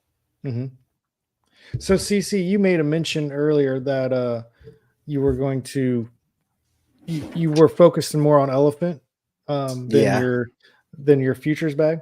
So I'm kind of in the same boat, but my strategy is I'm also loading up on trunk and throwing it into trumpet. And once it gets close to peg, I'm going to convert that over to BUSD and put that into my futures account. So I'm hoping instead of selling my elephant, I won't have to do that. Nice. And right now it's on discount. I know people in the community aren't a fan of promoting buying trunk, but I think it's worth it to throw it into trumpet and let it ride, and then use that for futures. That way you don't sell your elephant. Yeah. CC, are you in the farm journey? Yeah. I'm in everything. And that was great because I had some Bitcoin and I can't even remember what a little bit of just some coins laying around, and I'm like, and then BT comes out with farms. I'm like, ooh, I like that. Let me throw some in here in the farms. This is I like cool. farms. Coins You laying know, around. I 'cause- had my coins yeah. in Celsius. Yeah, it's me too. So what this has allowed me to do is I went from going, you know, like a pinball from platform to platform to platform, project to project, trying to stay up on all this stuff. And now I get to just focus on Elephant. That's just my whole ecosystem, and I just don't even bother really. Same At here. this point, I just don't have any brain capacity to try to figure anything else out. I'm not going to invest in any money in anything else because I frankly I don't have. One, I don't want to put my brains into figuring something out. Two, I already did it. And now Elephant is like, well, what's the point of looking at other stuff? I can just rock with Elephant because it's got all the angles. I've got NFTs, I've got farms, I've got some, trumpet, I'm fully into the whole ecosystem and I love it. Yeah. I don't think there's one part that I'm not invested in either. Yeah. I'm invested in I'm every not part. in farms anymore. Okay. I think that's a mistake. Well, as soon as once VOD gives me my XRP back, I'm going to start my farm with XRP. Cool. So Yeah. Did you get an email or anything yet? I'm still. They said wait. It's one of those things where I haven't been paying attention, so I forget about it. So it probably says that I have to KYC again or something. So I'm in VOD too with my XRP, and I was able to withdraw, but then it gave me a message saying wait 24 hours for a confirmation email. And it's been 3 days and I haven't got a confirmation email yet. And I'm like, come on, man, what is going on? So it's still stuck on the platform, but that's, a good chunk of change that could go into the farms. Or I'll probably throw it in the farms because I don't want to sell my XRP just yet. I've sold everything else. Everything that's liquid I've sold and put into Elephant. So now I've got XRP, some Ethereum, and Bitcoin, but that's all locked up on Celsius and VOD, so I can't touch it. It's my savings account, I guess. Savings account that we're losing. Yeah, it is. But we're not seeing any questions. CC, you got anything else you want to talk about? Not off the top of my head. I'm just enjoying our flow and our chat. I don't have anything else that's really popping other than just fun to share that we're involved in all these different parts of the ecosystem. Oh, I do. Okay, I do want to share something. Okay. One idea that I have, I'm going to work on it and collaborate with some of the herd members. I think we should create an academy of security. Okay. Especially with the news that came out with that person getting onto the fake elephant site and having their tokens, having their money stolen. And then they dumped it on the community and created a red candle. Yeah. And I have a, personal story about that because right after the exploit, I didn't know what I was doing and clicked on a fake. I didn't know about these things, free airdrop. What an idiot. I clicked on this free airdrop and they stole $1,200 worth of my elephant. Oh no. And at that time, right after the exploit, how many tokens was that? Yeah, that's a lot. And I don't even want to look back at my wallet and find out. I don't. And you know what? Jed and SK were like beacons in the night because I was on Discord at the time and I was like, what happened? And Jed was very comforting to me at that time because that was just the worst feeling because I just did not know that those scams existed. I didn't realize how quick and they could do that and stuff. And I didn't have a hardware wallet. I didn't even know about hardware wallets. And boy, that was a lesson learned. But to have empathy and to have guys saying, hey, it happens to, SK said it happens to everybody, something goes wrong in some way, people lose. He said your gains will outweigh the losses over time. Now this was a dark night for me. I had invested in multiple platforms that just went down into the right, to the right down. And then I lost elephant, and man, but for SK and Jed to be these lighthouses that were just helping me to sleep a little bit better. And that made a difference for me for elephant too. I mean, that meant a lot to me. And so I kind of lost my train of thought there, what I was going to say. So you got involved in the airdrop scam. Yeah, that was right after the exploit, right? Yeah, I think it was right before. Stupid. Was it right before? Yeah, I think it was right before. Okay. So yeah. So what exactly happened? You saw it in Telegram that free airdrop? Yeah. Well, yeah, because these scammers are so good. They pop up. You go on to Telegram, and I had no experience in Telegram, and so I saw an elephant site and click, free airdrop. So I clicked on that, and then click here to claim your free airdrop. And what you're doing is you're approving, and you don't really realize you're approving. So then they got access to my MetaMask. It's like, I looked up one evening. It was like, how my elephant's gone. What's going on? And that's when I learned the harsh reality of how that's scary. Quickly you can be scammed. And so I have a real heart for people to learn and not do that. So I think what we should do is create an entry academy. I really respect that EMP Money did that, where it wasn't necessarily security, but they created these videos on how to understand how to get involved in the EMP ecosystem and stuff like that. And I think that we really, really should do that as a service for Elephant Money. The wallet security, watch out for scams, all these different things that people don't understand, and to help them to just avoid eating the tares. And what that means is that that in the ancient days, when shepherding was a major thing, the shepherds would walk in front of the flock of sheep, and the sheep don't know the wheat from the tares, and if they eat the tares, it's poisonous to them. So the shepherd always carried a certain kind of a knife and a bag, and they would cut off the tares and just collect as many as they could as they led the sheep through the field, so the sheep wouldn't eat the tares.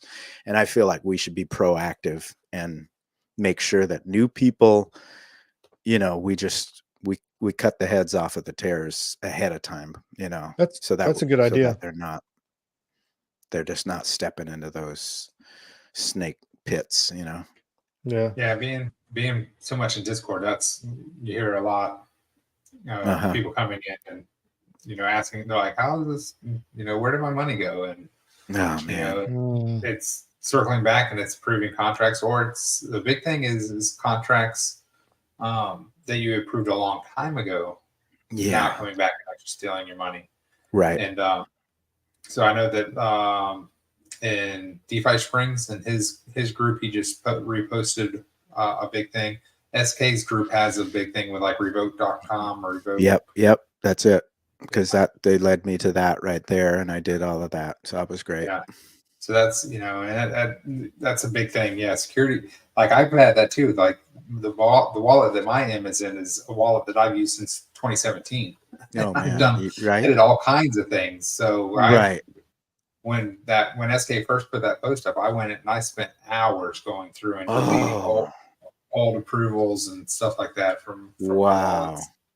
And actually I had my friend's wallet that I was in charge of got locked out of MetaMask. And we didn't have the keys. So that's like I think that's like 6 billion elephants that are gone because they're in that wallet that we can't access. Well, we know that someone's not selling. Yeah. So that we know at least 6 billion that can't be sold. Oh, Which was bad because I rough. replaced it because I was Rough. the one that was in charge of his wallet. So I felt bad and Yeah. bought 6 billion, which was a lot more than what he paid for the 6 billion. Yeah. Oh no. Yeah. So yeah, Wow. so I feel like we should be, like Tom Brady, when the rookie comes into the locker room, approach them, shake hands, help them succeed. So What's easy for us is not easy for somebody who just gets started. Yeah. So you use Rabby and Tangem? Is that what you use? Yes. Yeah, I have Tangem for the family. For me, I have one Tangem wallet, and then my daughter's wallet, and my in-law, my brother-in-law, and my folks-in-law, and then friends. I have a few. They're all Tangem wallets because of what I would like to do is hand them the wallet at some point when they feel like they can take over, because it's very, very user friendly for someone who isn't engaged in this technology all the time. Mm-hmm. And then I have a ledger. I have 2 ledgers. Yep. And they all interact with Rabby. Gotcha. Goldwyn got me turned on to SafePal, and Okay. I absolutely love that mobile app. Okay. Yeah, software wallet. Software wallet. Okay. Yeah, it's so super easy to use. I've always done everything on mobile for my wallets, but recently, like I bought a dedicated laptop, so I've taken my wallets off my mobile. Okay. But Rabby wasn't mobile, so when everybody was jumping from MetaMask and saying Rabby, but it wasn't mobile, SK had mentioned SafePal for his hardware wallet. Okay. And so when I did some research into it, Binance Labs is what actually developed SafePal. So I use their software wallet on my mobile now, and it is amazing. Yeah, it's super easy. Yeah. Like as opposed to Rabby and MetaMask? SafePal? Oh yeah. The same. Okay. Yeah, Gotcha. it's way better, in my opinion. Gotcha. Wow. Well, we don't know about Rabby. I haven't Rabby, looked into Rabby. because Rabby just rocks. Yeah. So if it's better than Rabby, I'm like, wow. Well, I mean, does Rabby have a mobile app or not? I think it's just desktop. No, but right? I see all my crypto I started on mobile, and I like not doing it on mobile. Yeah. That just makes me feel better. I don't, for one, I don't have to put on my glasses to see what the heck I'm doing. Yeah. But I also psychologically, I feel more secure doing it on a computer. On a computer. And I just saw EMH's video, and in his opinion, is like he feels like we should be on desktop, not mobile, not doing it all on mobile. Even though the Tangem, the wallet gets approved through mobile, but that I don't feel like I'm doing it all with through mobile. Now, I don't know if one is, that I'm not making an opinion personally. I feel like it's safer on mobile. Yeah, that's in my opinion, because there's so many hackers out there, and people use and they're using PCs and computers to hack. They could put a Trojan horse virus or something. I don't know. I'm not a hacker, but I feel like the only thing bad about mobile is someone can SIM swap you. But I mean, I think that's. I'm sure there's pros and cons to both of them. I think what's cool about Elephant is that it allows you to be 100% PC, because it's not something that you have to check every day. You're not pushing buttons to roll. You're not pushing buttons to hydrate. You're not pushing, but you're not having to. That's true. I think right now I'm down to once a month, except for my DCAs. I DCA weekly, but my maintenance is the first of every month. So that's I could be 100% desktop, which it's still laptop. It's not desktop. No, that's true. We were at a stage where Stampede, you had to do it every day. Or at least that's what I was doing. Uh-huh. but now that he's changed everything, Yeah. it's more self-sufficient, and you don't have to Right. jump on every day. So Yeah. Yeah. My big thing is right now, excuse me. I need a computer that's just dedicated to this stuff. that's And I'm not doing that's gold anything one. else. And I don't have that. And I'm like, so I bought a couple of computers off of Amazon, and I have to send one of them back. It just doesn't, something's very glitchy about it. Mhm. And so I'm kind of in that no man's land where I'm like, oh, Lord help me stay smart and safe until until I I heard TN mention it, and people are mentioning, hey, have a computer that's the only thing you do. Yeah. Actually, CryptoTN was a big reason why I Really? did that. Yeah. So I took my big wallet that has all my Elephant in it. Now it's completely offline. Yeah. So I started a small wallet, mobile. So that's why I do my weekly DC. But then I just send it to the address. Okay. So you know what I think would be safer than a PC would be probably an iPad, because that's not cell phone related, Interesting. and I don't think you get as many hackers on a It's PC. Apple related. Yeah, it's That means Apple. Apple has all your shit. Yeah, I just don't. I like that idea. I just don't know if this guy's an Android lover. No. Apple drew me into an ocean the other day. Okay, we'll get a tablet. Get a Galaxy, whatever Yeah. it's called. What's the difference between a iPad and a laptop? I think a laptop is easily hacked. That's my personal belief. I don't know. Okay. But a tablet, Yeah. The it's not a problem PC, that I have, know. I have an iPad, but I don't know how I would interface Rabby or Tangent with that iPad because I don't know. Get SafePal. Okay, let me look into that. I'm sure Rabby will work on your Yeah. Oh no, I guess it would have to be an app, right, to be on the. Yeah, No, Rabby's an extension. You on download my Chrome. I think you can download the Chrome app on the iPad, and then you can have extensions on there. I could be wrong. I haven't even thought about that because I've never ever tried to do that. This is an interesting conversation because I was just watching Crypto Casey yesterday. You familiar with her? Because she's way into wallet security, and that's what she was talking about. What she got we are black hair? talking about, huh? Yeah. Does she have black hair? Yes. Okay, Yeah, I do brilliant. know who she is. Brilliant. So she was talking about all that we're talking about yesterday, and now I need Is she an elephant? Have you talked? Like, do you know her personally? No, she doesn't. She doesn't do any of that stuff. She just talks about crypto security. She talks about she talks about global markets, about the fact that decentralized finance is a game changer for all of us because of how the Fed and the government just they keep all the money, and she's really brilliant at she'll get into the world history about how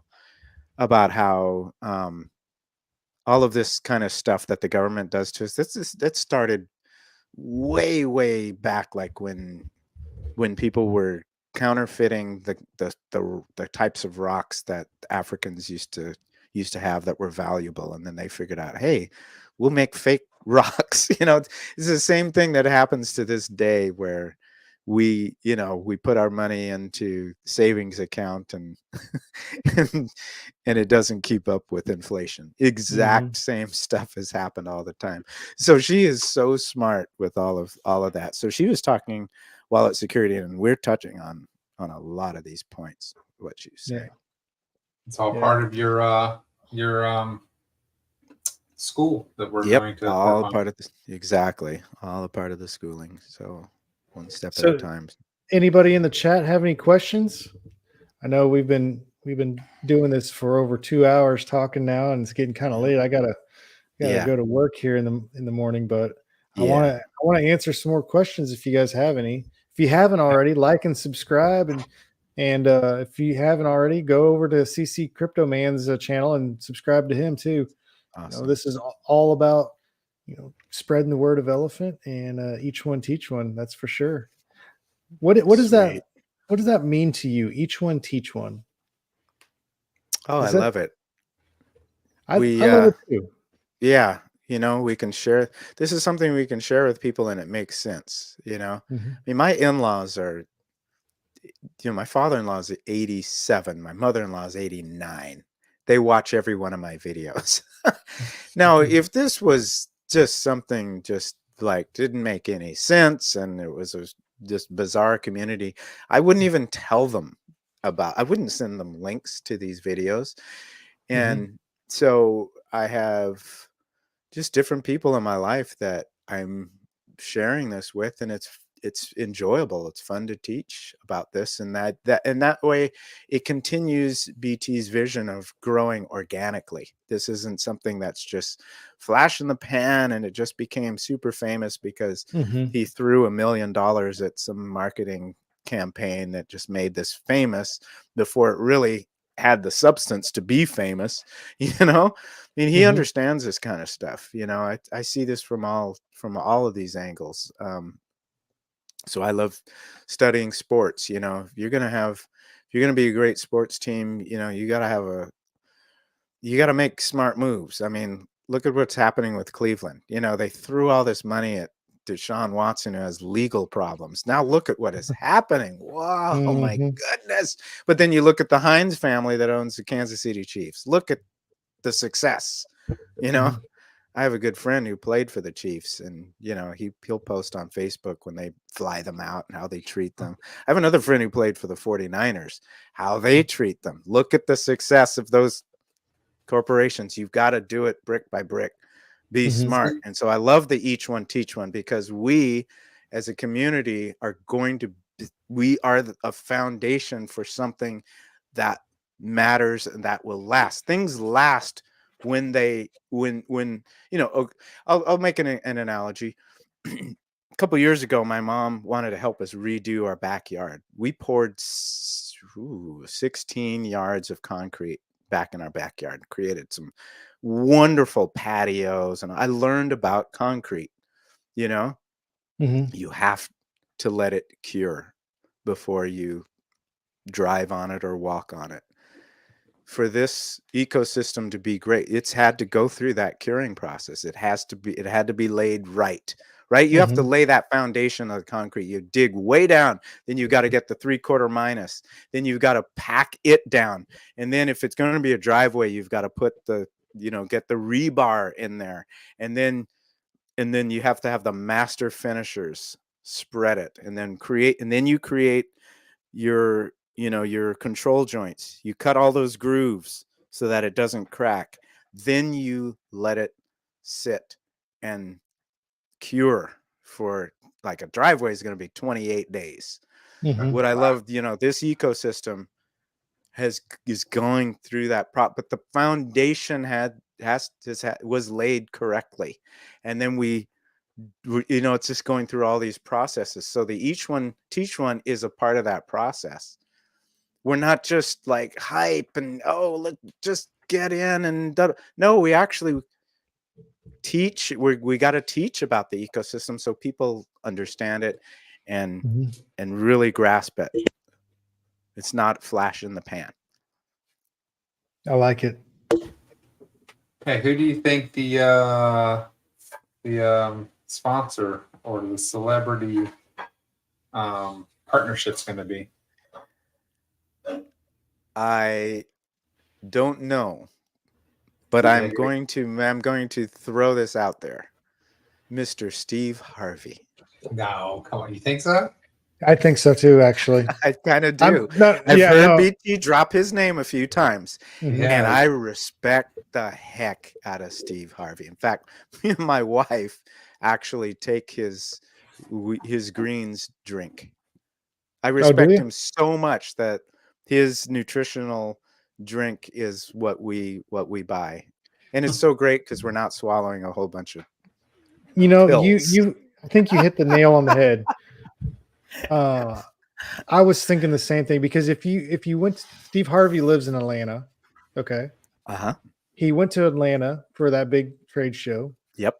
and it seemed like I thought I saw a photo of Steve Harvey there as one of the guest speakers. Yes, he was one of the guest speakers, and BT dropped his name a couple of times in kind of that BT way.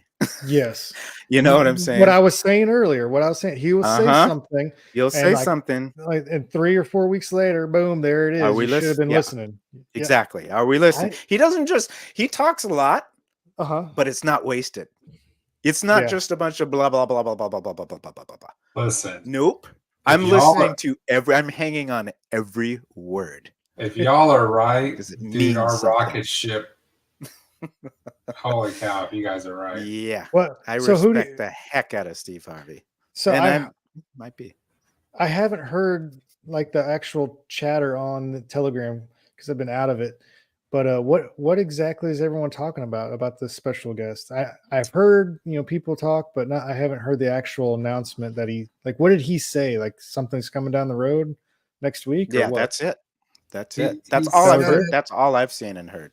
I think on Thursday he said a big announcement tomorrow, i.e., Friday. Okay. And On that Friday was he last. said, yeah, and on Friday he said, no, we can't do it. I hope to be able to do it this weekend.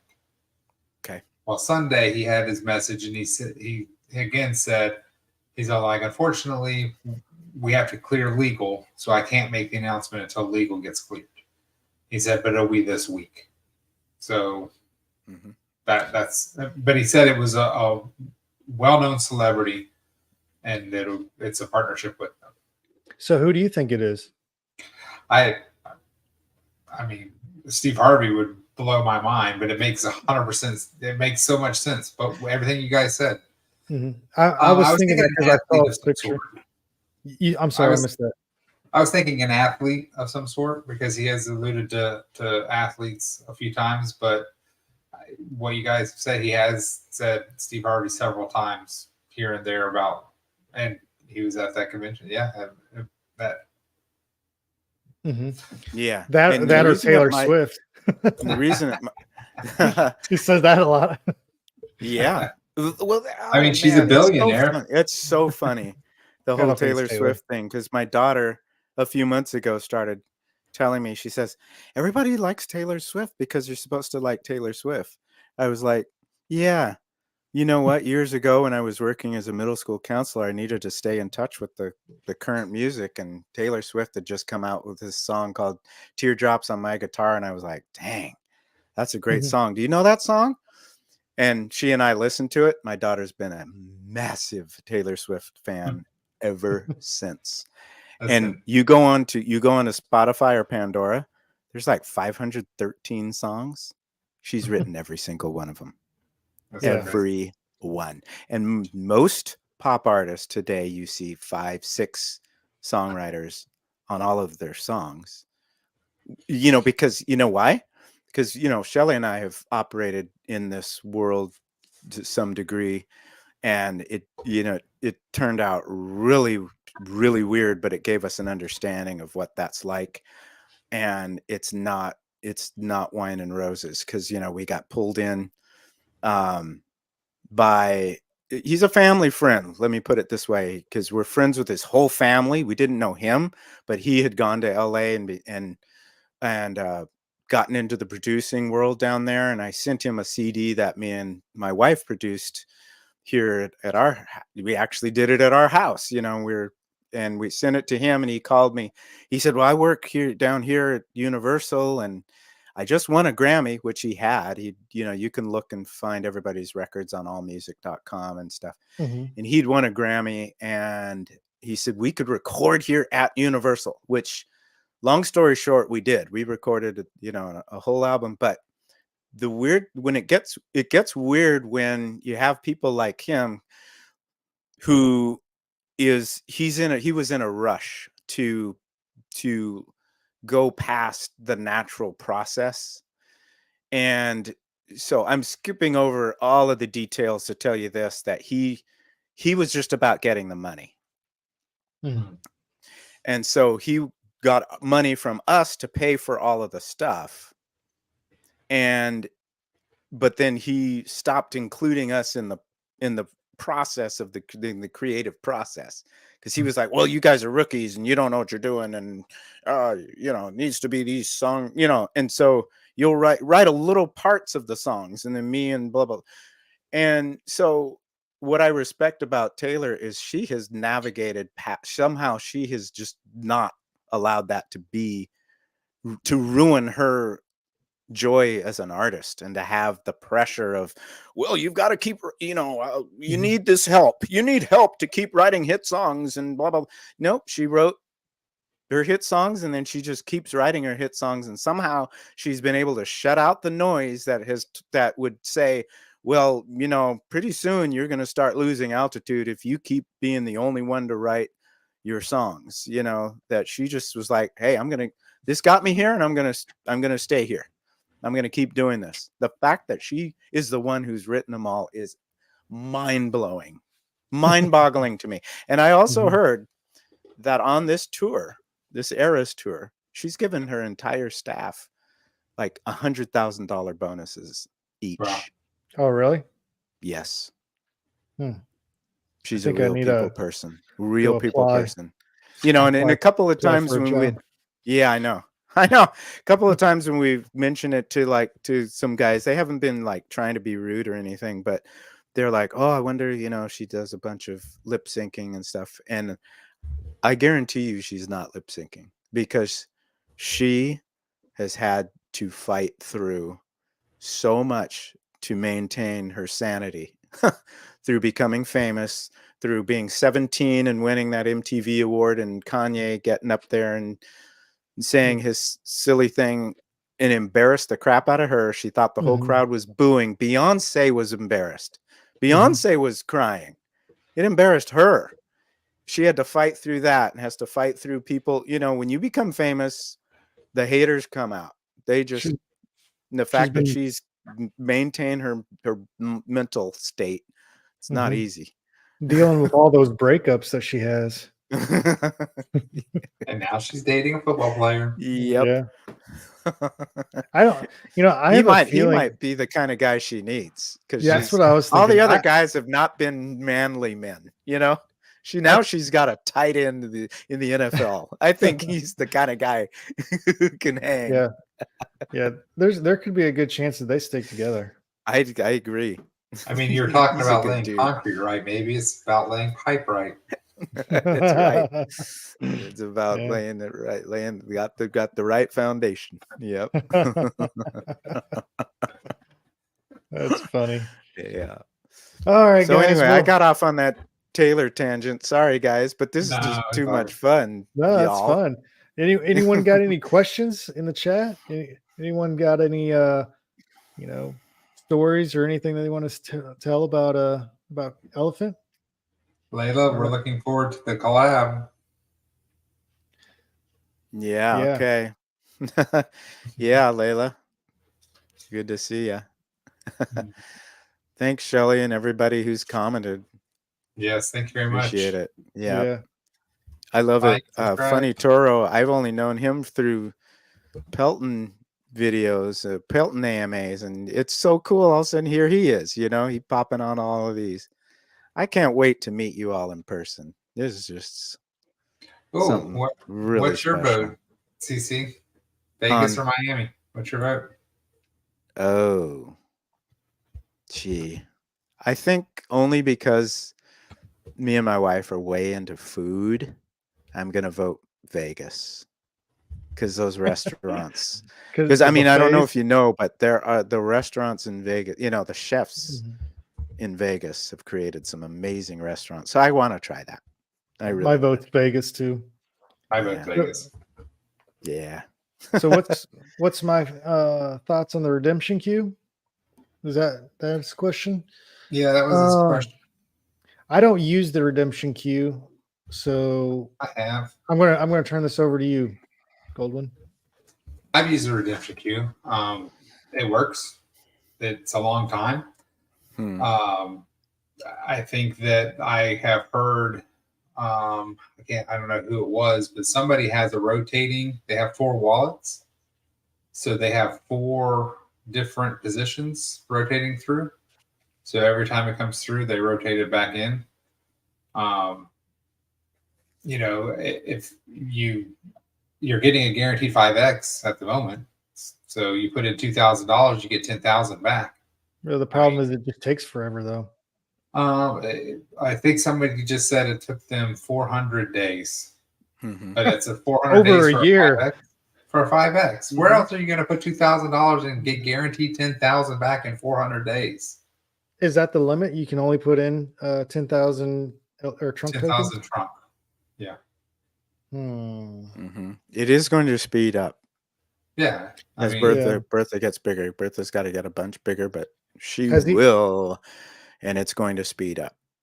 Has he changed it to where it is starting to speed up, or is he still left it all alone? It has sped up, hasn't it? Oh, it's 100% sped up. I Yeah. know that when I was in the queue, I mean, it took.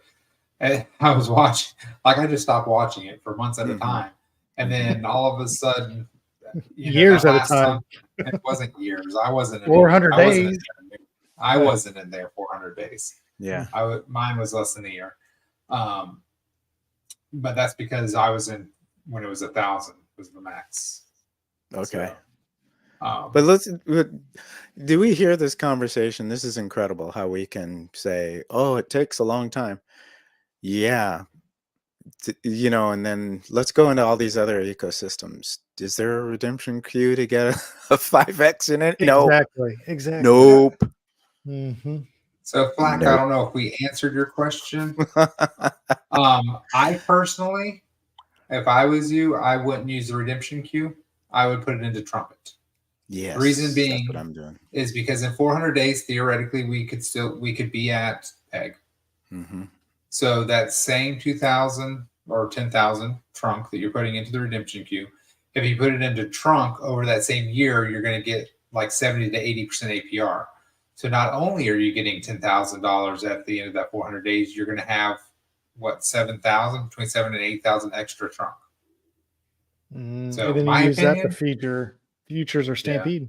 So my opinion at this point, Trumpet is a way better play than Redemption Queue. And Trumpet versus Redemption Queue, they have the same amount of money being put towards them, if I remember correctly. So I think it was 3% APR is going to Redemption Queue, and 3% is the Trumpet or the PEG support, which buys trunk off PCS and puts it into Trumpet and then burns the Trumpet. Do you guys know what the percentages of everything being taken out of the treasury? So we got 3% going to Redemption Queue, 3% going to Trumpet, 1% to management, 1% going to NFTs. I did 3%. I lost count already. But are we like close to 10% of the treasury being allocated to different things? I actually think that the whole trunk, so Trumpet / Redemption, I think it's 5% split. So I don't think I think it's 5% split, but I think it's 5 to 50. So he could actually ramp it up where it's 50% APR. No, APR, but it's not actually what's coming out of the treasury, out of Bertha. Right. It'd be whatever the percentage is divided by 365. But do you know exactly how much percentage-wise is coming out of Bertha that's dedicated to different things? I don't know the exact numbers. I don't either. I wonder if in the government's Dune we could see that. I was looking at it today, but that didn't lock into my mind. Yeah. Oh, Taylor's worth 1 billion. Yeah. Trumpet is a sleeping giant. Yeah, just in the background. Just keep working Look at this. We've got 2 amazing musician women. How many live crypto chats can brag on that? Maybe we should have Layla and Shelly next week. Yeah. Oh man, fire! Yeah, it'll be the first time we have 4 people on the chat. Be incredible. That would be just amazing. Does anyone else have any questions? Anyone? And I know there's about 15 of you guys Dang. still left on here. Okay. Bye.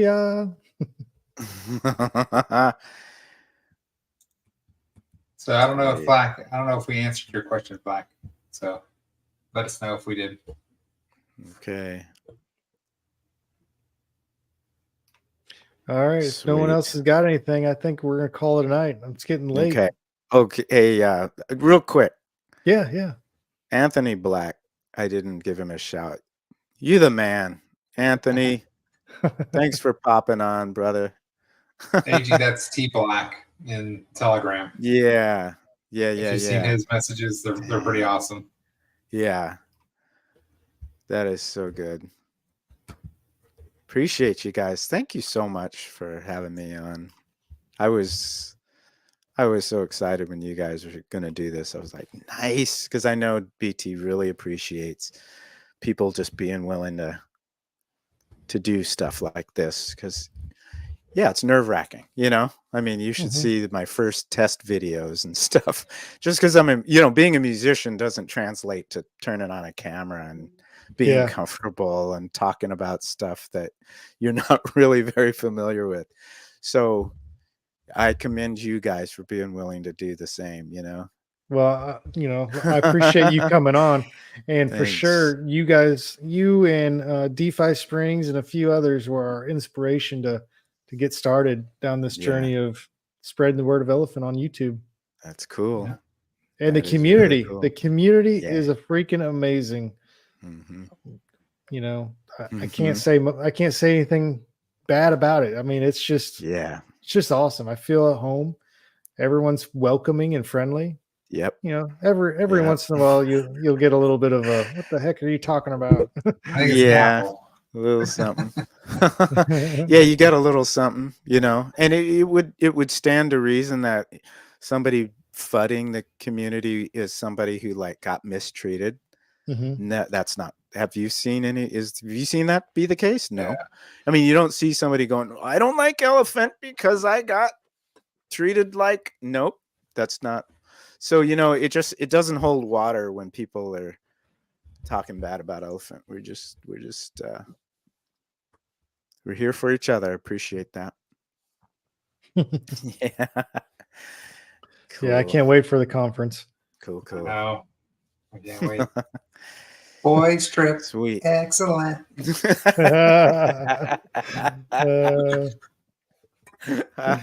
Well, boys trip for me. I look forward to meeting Shelly and Layla. Yeah, that's right. Yeah.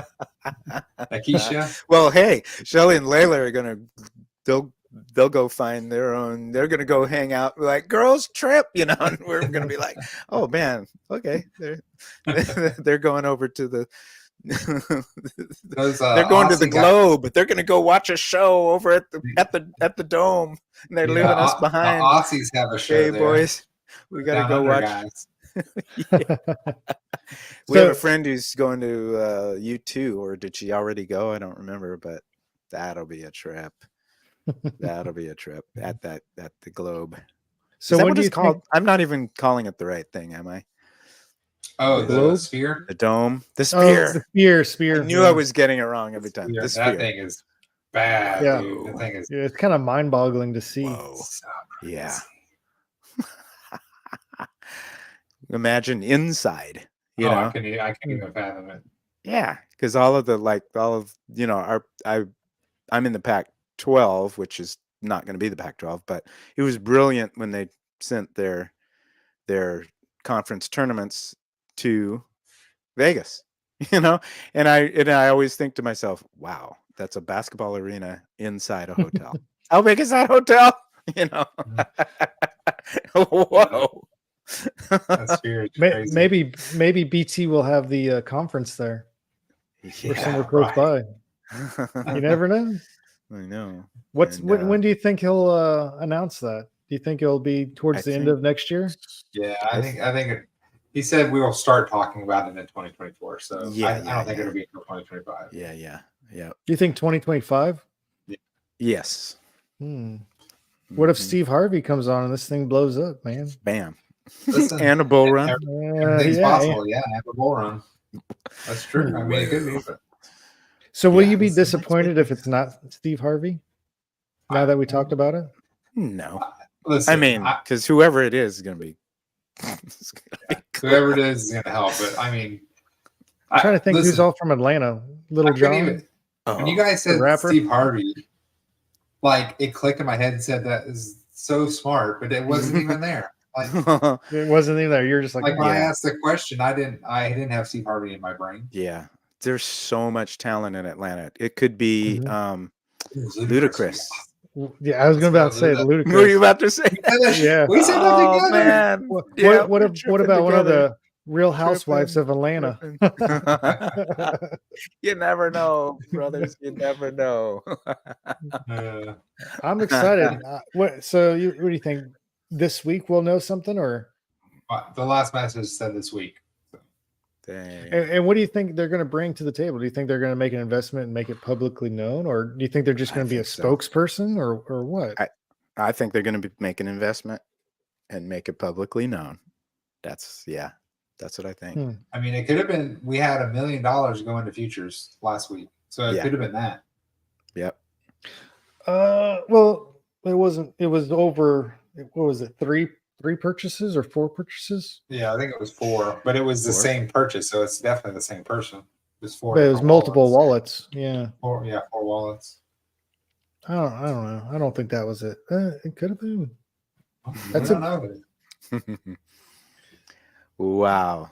Exciting stuff, you guys. I'm curious now. Now I can't wait. I can't wait till next week. We can talk about it if it comes out. Man. More reasons to not sleep. Yeah. To be waking up thinking about this. Oh man. boy. All right, guys. Yes. All right. Well, let's call it a night. Thanks, you guys, for watching. CC CryptoMan, thanks for showing up and talking to us, and Thank you don't so forget to make much. us a theme song, man. Will do, man. I've got Yeah. Make sure you throw some Got the elephant tunes in there. the Electribe hot, plugged in, warmed up, and I'll break out. Nice. See which bass do you want me to? All right, let's check it out. This one? I just got this one. Well, then we have to use that one. It's the new toy. Yeah. Okay. Let's hear it. Let's hear It's it. a deal. Oh, Let's hear you do. Let's have you jam us some tunes on our way out. Well, it could be our exit. It could be our exit Yeah. intro today. Yeah. okay. Give me a second to plug it in. Okay. One I Mississippi. think I have to switch my mic because I think they're the same channel. But So you're a bass player. yep. My son plays the saxophone, but it's not very good. Logan plays the saxophone too. That's so Does he? bananas. Yeah. That's crazy. That's so weird. Let me see. I've got to do a little quick change. You guys talk amongst yourselves. Mic check 1 2 1 2. Rocking in the house. Bow, bow, bow, bow. Oh man, I'm really excited about this special guest, Steve. If it's Steve Harvey, I mean, I think that'll blow us up. You know how many Steve bro, Harvey come things on. are on YouTube and not Twitter, but No kidding. just everywhere. Dude, if it's Steve Harvey, yeah, I mean, come on. We'll break through 60 cents in weeks. Okay. So I'm not in tune. Let me see. Sure sounded good.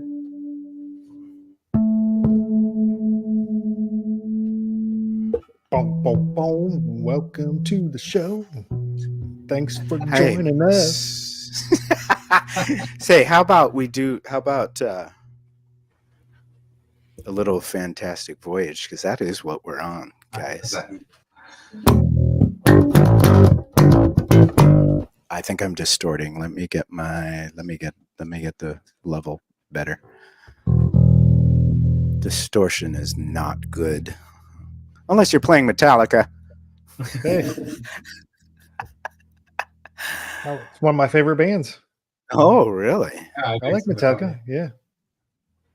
I don't know any. Oh, I don't know any Metallica, but I do know.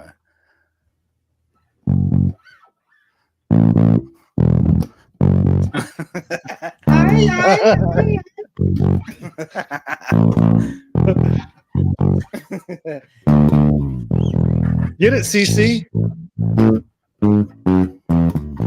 Okay, it's not very interesting by itself. So we'll do a little. I'll do a little something. Oh, I gotta get my levels better. Here, let's see if this is the base level. I think that's it. Oh yeah, then that's gotta sound better. Yeah. Okay, you guys. What's more interesting by itself is.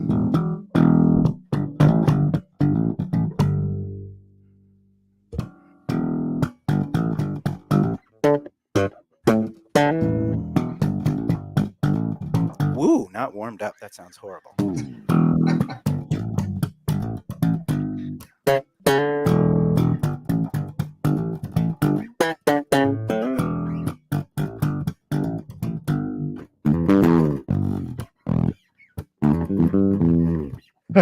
Yeah.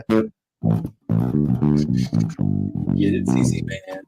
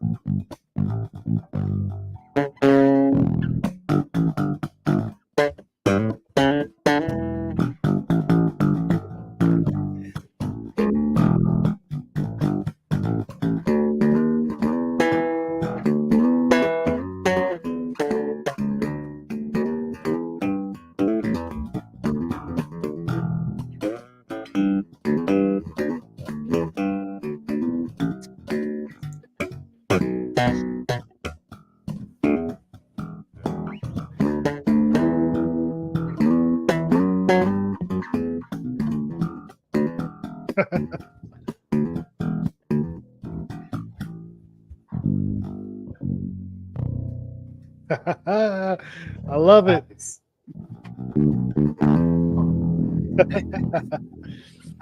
Awesome. Thanks, CC, for joining us, man. If I had my Thank wife's you. bra, I would throw it at the screen. My wife doesn't wear a bra. That's funny. Thanks, you guys. Thank you. Yeah. You. Oh, Been man. great. Thanks for joining us, dude. That was fun. Thanks for coming on, CC. Yeah. Appreciate All right, it. guys. Yeah. Each one teach one. Yeah. Explore the venture of elephant, man. It's going to be life changing if you get in now. So follow us, subscribe, check out CC CryptoMan on his channel. Subscribe to him. Peace out. Vote Vegas.